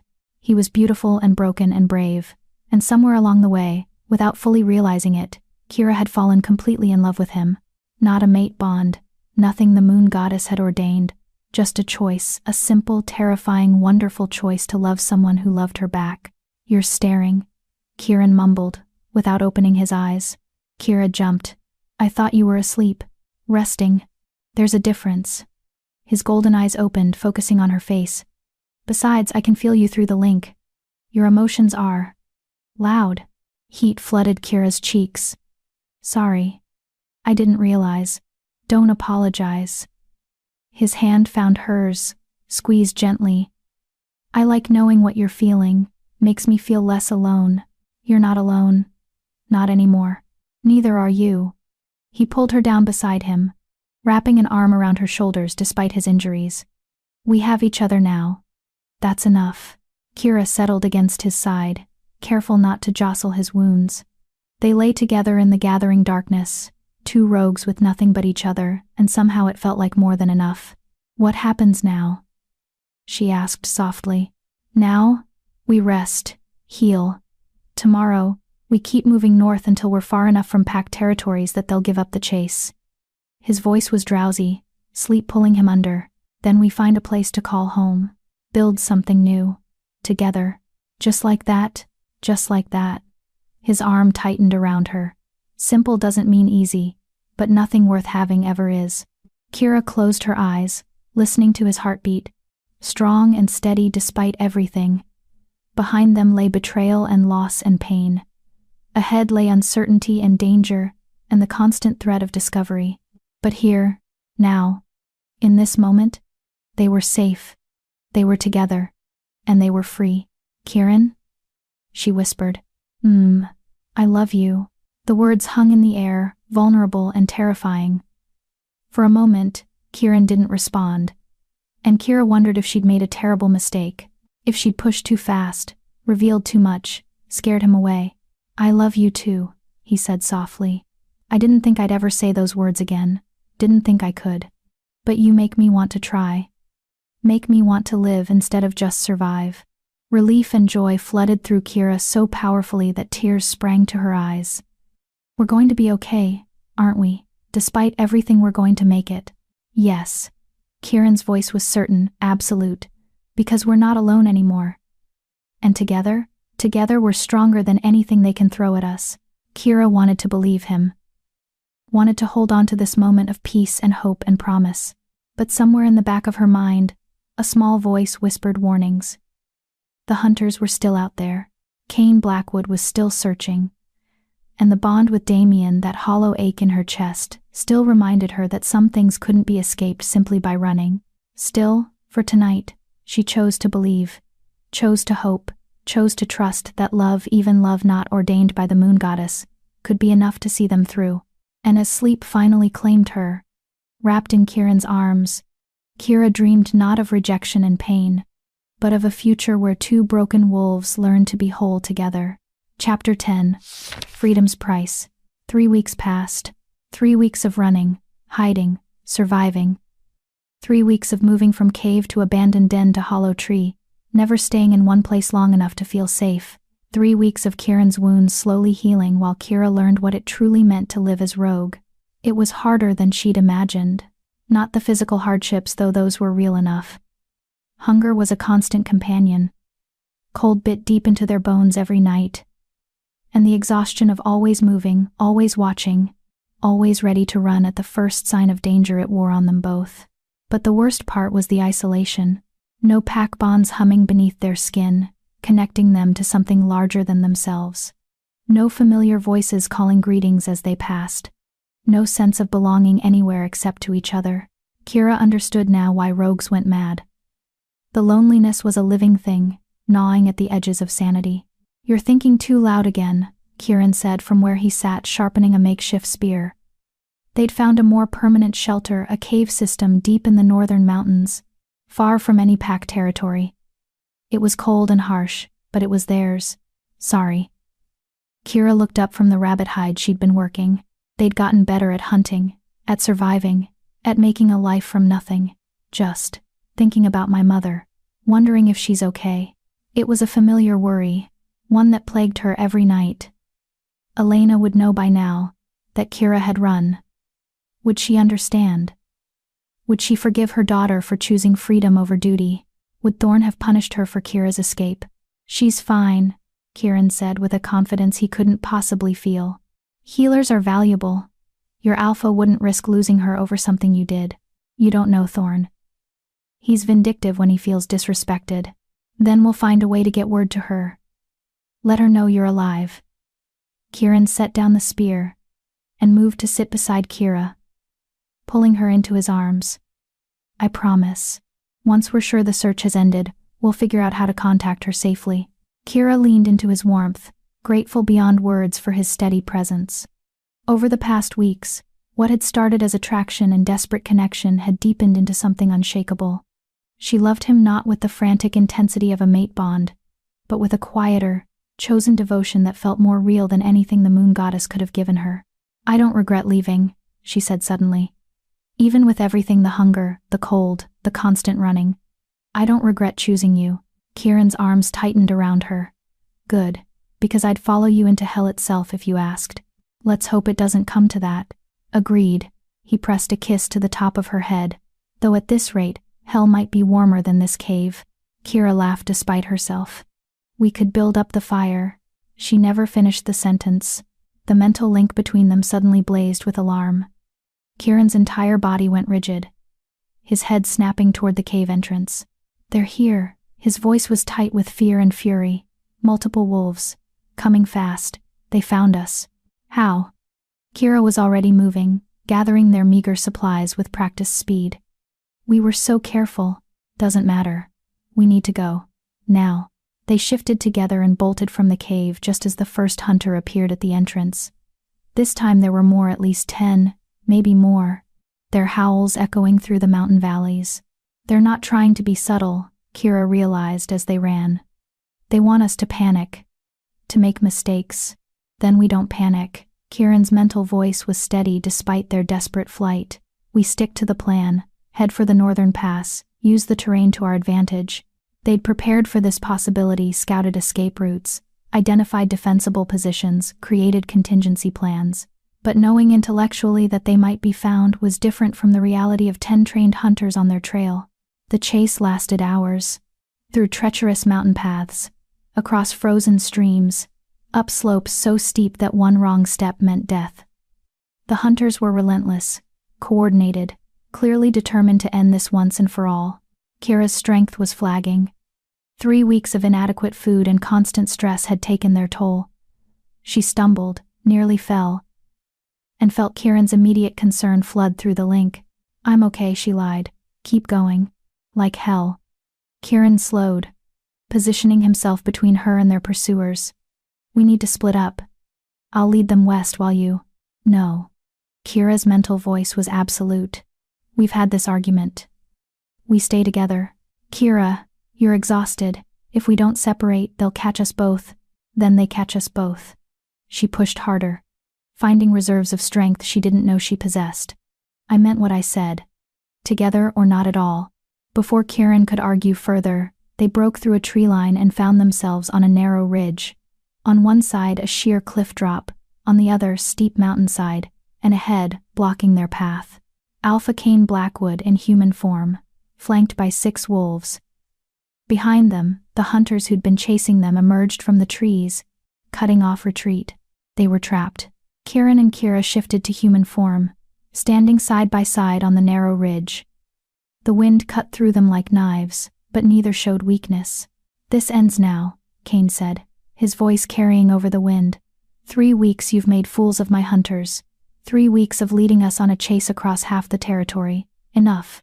"We're not on Packlands," Kieran replied calmly. "You have no authority here." I have the authority of superior numbers and justified anger. Kane's eyes were cold.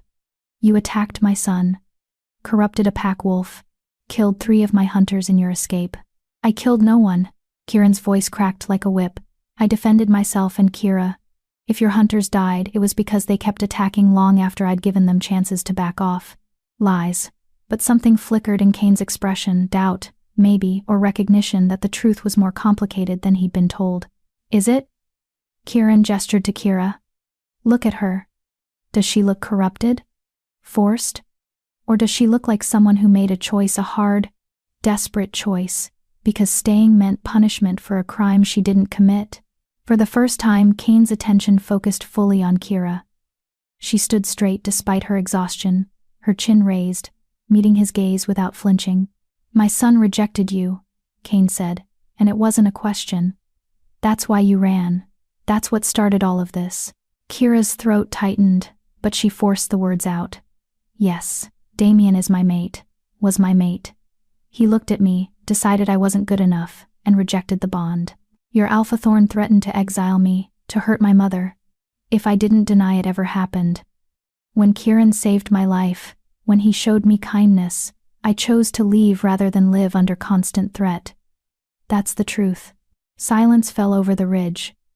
The hunters shifted uncomfortably, exchanging glances. Even Kane looked taken aback. Damien rejected his mate. One of the wolves, a female with gray markings, shifted to human form, her voice sharp with disbelief. Alpha, you told us this was about a dangerous rogue attacking pack wolves. You never mentioned, it's irrelevant. Kane cut her off, but his voice lacked conviction. Irrelevant? The female hunter's expression hardened. A rejected mate is sacred business, Alpha. The moon goddess herself. The moon goddess made a mistake. Kane's composure cracked. My son was destined for greatness. I will not have his future derailed by an unsuitable mate. And there it was, the ugly truth beneath all the lies. This wasn't about justice or protecting pack wolves. This was about pride and reputation, and a father unwilling to accept that his son had committed one of the greatest taboos in wolf culture. So you'd rather hunt her down like a criminal? The gray-marked female took a step back from Kane, her allegiance clearly wavering. Force her into a life she didn't choose? That's not justice. That's tyranny. That's pack law, Kane snarled. And if you question my authority, I question your honor. The female's voice rang out clear and strong. I'm a hunter, not a tool for persecuting rejected mates. If this is what Iron Ridge has become, I want no part of it. 2 other wolves shifted to human form, nodding agreement. The unified front Kane had brought was fracturing, dissolving in the face of truth, but not all of them were convinced. 4 hunters remained loyal, positioned and ready to attack on Kane's command. This changes nothing, Kane said, though uncertainty shadowed his face. The rogue still stands accused of attacking my wolves. In self-defense. Kieran's voice was raw. I've spent 3 years avoiding confrontation, running from every pack that tried to force me into their borders or kill me for sport. I didn't want to hurt anyone. I just wanted to be left alone. Then you shouldn't have helped her. Kane's gesture toward Kira was almost contemptuous. You should have let nature take its course. Let her die, you mean? Kieran's golden eyes blazed with fury. That's what you're really saying? That she should have frozen to death in the snow because your son decided she wasn't pretty enough, wasn't high-ranking enough, wasn't good enough for his precious future. My son made a practical choice. Your son made a cruel one. Kieran moved slightly in front of Kira, protective even in the face of overwhelming odds. And rather than teach him honor, rather than help him understand that mate bonds are sacred regardless of status or appearance, you helped him cover it up, threatened the one person he should have protected, and now you're hunting her to tie up loose ends, to make sure no one ever knows that the great Blackwood bloodline rejected a mate. The words hung in the cold mountain air like an accusation. Even the loyal hunters looked uncomfortable now. Enough talking. Kane's voice went flat. Dangerous. You have one chance. Surrender peacefully. Face judgment. Or die here on this ridge. Choose. Kira felt Kieran's hand find hers, their fingers interlacing. Through the mental link, she felt his love, his regret, his absolute refusal to surrender. If we fight, he said quietly, we'll probably die. The odds are too bad. I know, but if we surrender, they'll separate us. Execute me, force you back to your pack. You'll never be free. I know that too. So what do we do? There was a question in his mental voice, but also an answer. He knew what she'd choose. Had probably known from the moment they met. We fight. Kira squeezed his hand. Together, Kieran agreed. Then, aloud to Kane, we choose freedom, even if it costs us everything. The Alpha's expression hardened. So be it. He raised his hand, preparing to signal the attack. Stop! The shout came from behind Kane's line, and every head turned. Through the hunters strode a figure Kira recognized with a jolt of shock and pain. Damien. Her rejected mate looked different from the last time she'd seen him, thinner, with dark circles under his amber eyes and a haunted expression that spoke of sleepless nights. He walked with the determination of someone who'd traveled far and fast. Damien? Kane's surprise was evident. What are you doing here? You were supposed to stay at— I followed you. Damien's voice was hoarse. I knew what you were planning. The hunt for Kira. The lies you told your hunters. I couldn't let you do this, Father. Not in my name. He stepped forward, his eyes finding Kira's. The mate bond flared between them, still there, still present despite his rejection, still pulling at her with phantom threads. Kira, Damien said quietly. I'm sorry. For everything. For rejecting you. For being too cowardly to fight for what the moon goddess gave us. For letting my pride and ambition blind me to what truly mattered. Kira's throat tightened. She'd dreamed of hearing these words, of Damien realizing his mistake. But now, standing beside Kieran, feeling his solid presence and unwavering support, she realized those dreams were remnants of a person she no longer was. Why are you here, Damien? She asked, her voice steady. Because I felt it. Through the bond, your fear. Your desperation. Your certainty that you were about to die. His hands clenched into fists. And I realized that even though I rejected you, even though I was too stupid and selfish to accept you, I couldn't live with your death on my conscience. I couldn't let my father kill you because of my mistakes. How touching, Kane said coldly. But this doesn't concern you, son. Return home. Let me handle. No. Damien turned to face his father, and something in his bearing had changed. He stood straighter, more certain. This ends here. Kira committed no crime. She has every right to choose her own path, even if that path doesn't include me. And if you continue this hunt, if you harm her or Kieran, I'll stand against you. Publicly. I'll tell every pack in the region what really happened. How you covered up my mate rejection. How you persecuted an innocent she-wolf. How you perverted justice to protect our family's reputation. The threat was nuclear. Mate rejection was shameful enough, but covering it up, lying about it, hunting the rejected mate that could destroy an alpha's credibility entirely. Kane's face went white with rage. You would betray your own blood. Your own pack. I would choose honor over reputation. Damien's voice didn't waver. Something you should have taught me from the beginning. Father and son stared at each other. A lifetime of complicated relationship crystallizing into this single moment of defiance. Finally, Kane stepped back. Fine. Let them go. But Damien, this isn't over. When we return home, you and I will have words about loyalty and family. I look forward to it. Damien's tone suggested otherwise. Kane gestured sharply to his hunters. We're leaving. This hunt is over. Most of the wolves obeyed immediately, clearly relieved. But a few hesitated, looking between the Alpha and his son, uncertain whose authority to follow. Now, Kane commanded. And the last holdouts fell into line. Within minutes, the ridge was clearing. The hunters disappeared back into the forest, Kane among them, his dignity in tatters. Only Damien remained. He approached slowly, hands visible and non-threatening. Kieran tensed beside Kira, a low growl building in his chest. Easy, Kira murmured, though her own nerves were screaming. Let's hear what he has to say. Damien stopped a respectful distance away, his eyes moving between Kira and Kieran. I know I have no right to ask anything of you. I rejected you, Kira.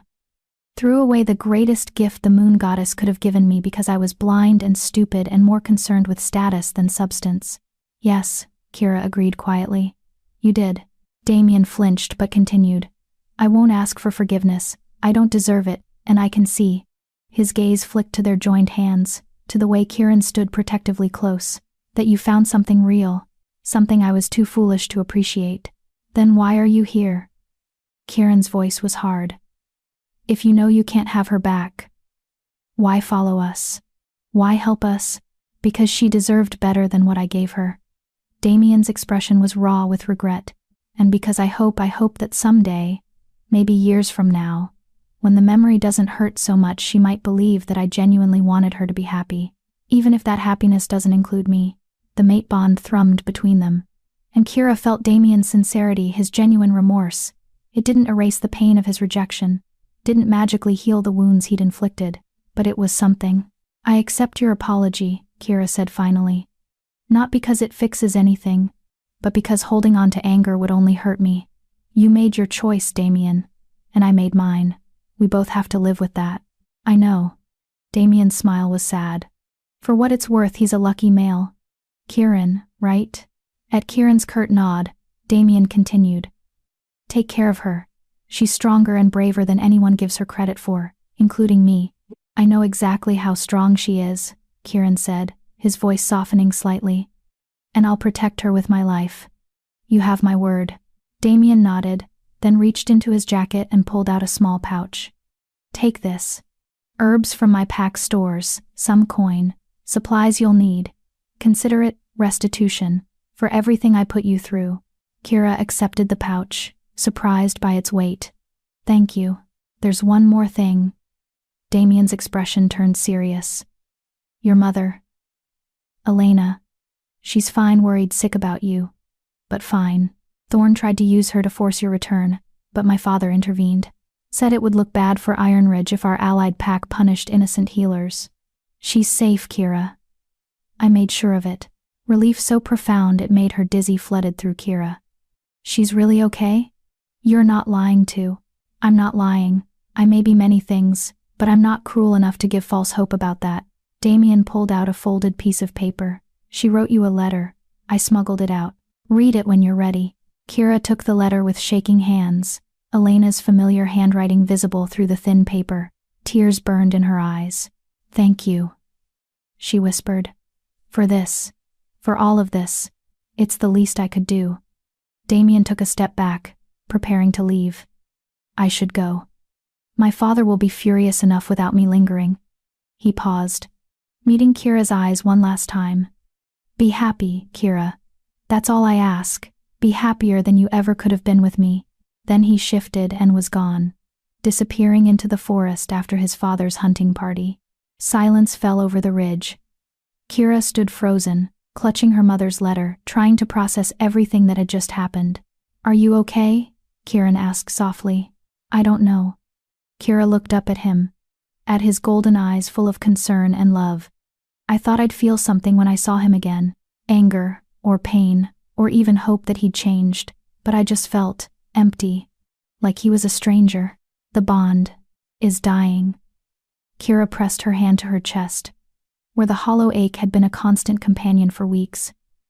It's still there, but it's fading, becoming background noise instead of agony, and when he stood there apologizing, all I could think was how grateful I am that he rejected me, because if he hadn't, I never would have found you.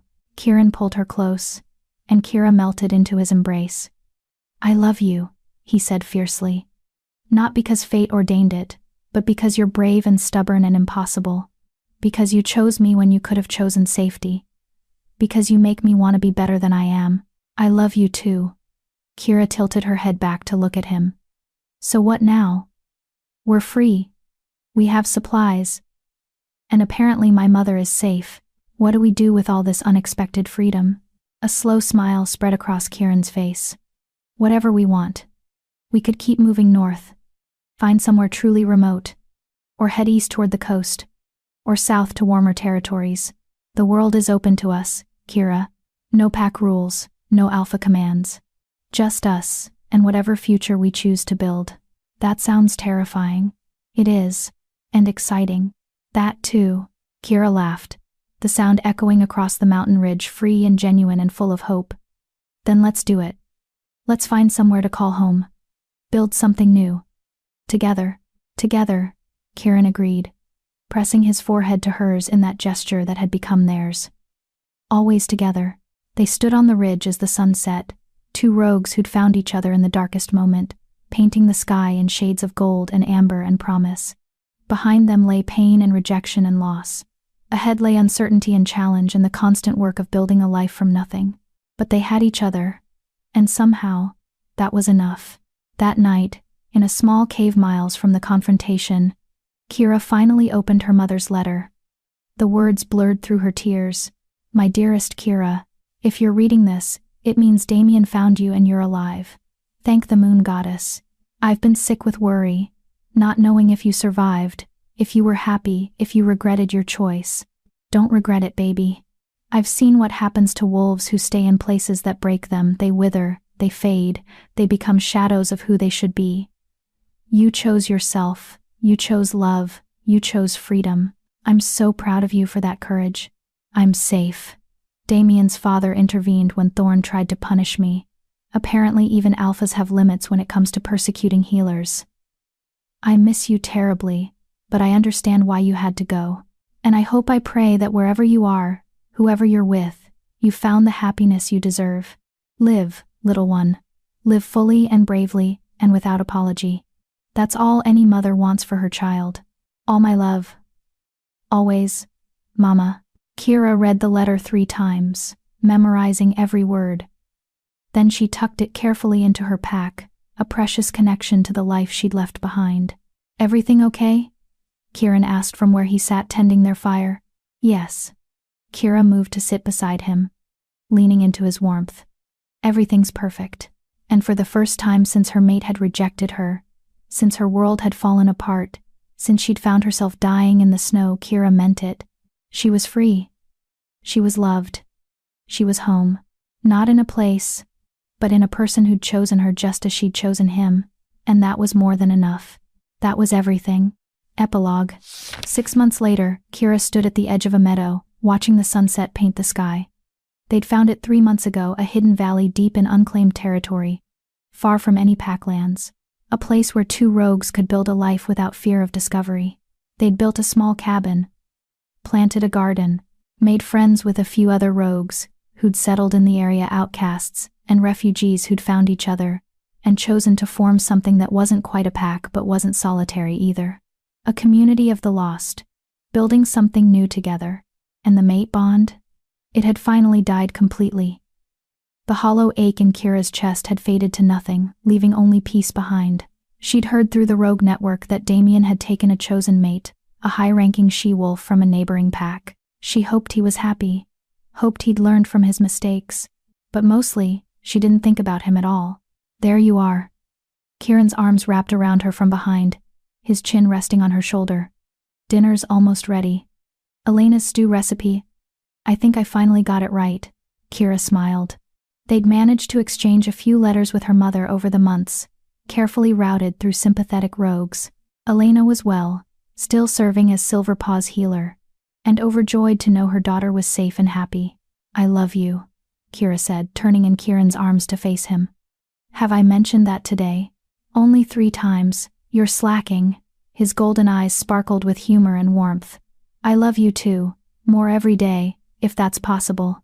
They kissed as the sun set behind them, 2 broken wolves who'd found healing in each other. Not a fairy tale ending, but something better, a real one. Messy and imperfect and absolutely right. And as darkness fell over their hidden valley, as the stars emerged one by one above them, Kira thought about the journey that had brought her here, the rejection that had nearly destroyed her, the mysterious black wolf who'd curled around her body to keep her alive, the impossible choice to run rather than surrender. Every painful step had been worth it, because she'd learned the most important lesson. Sometimes the moon goddess's plan isn't the one written in mate bonds and destiny. Sometimes it's the one you write yourself, with courage and choice and the willingness to fight for your own happiness. And that was the greatest gift of all. What a journey, right? Before you go, tell me, Team Destiny or Team Choice? Comment below. And if this story captured your heart, please leave a like to support the channel. Thank you for watching.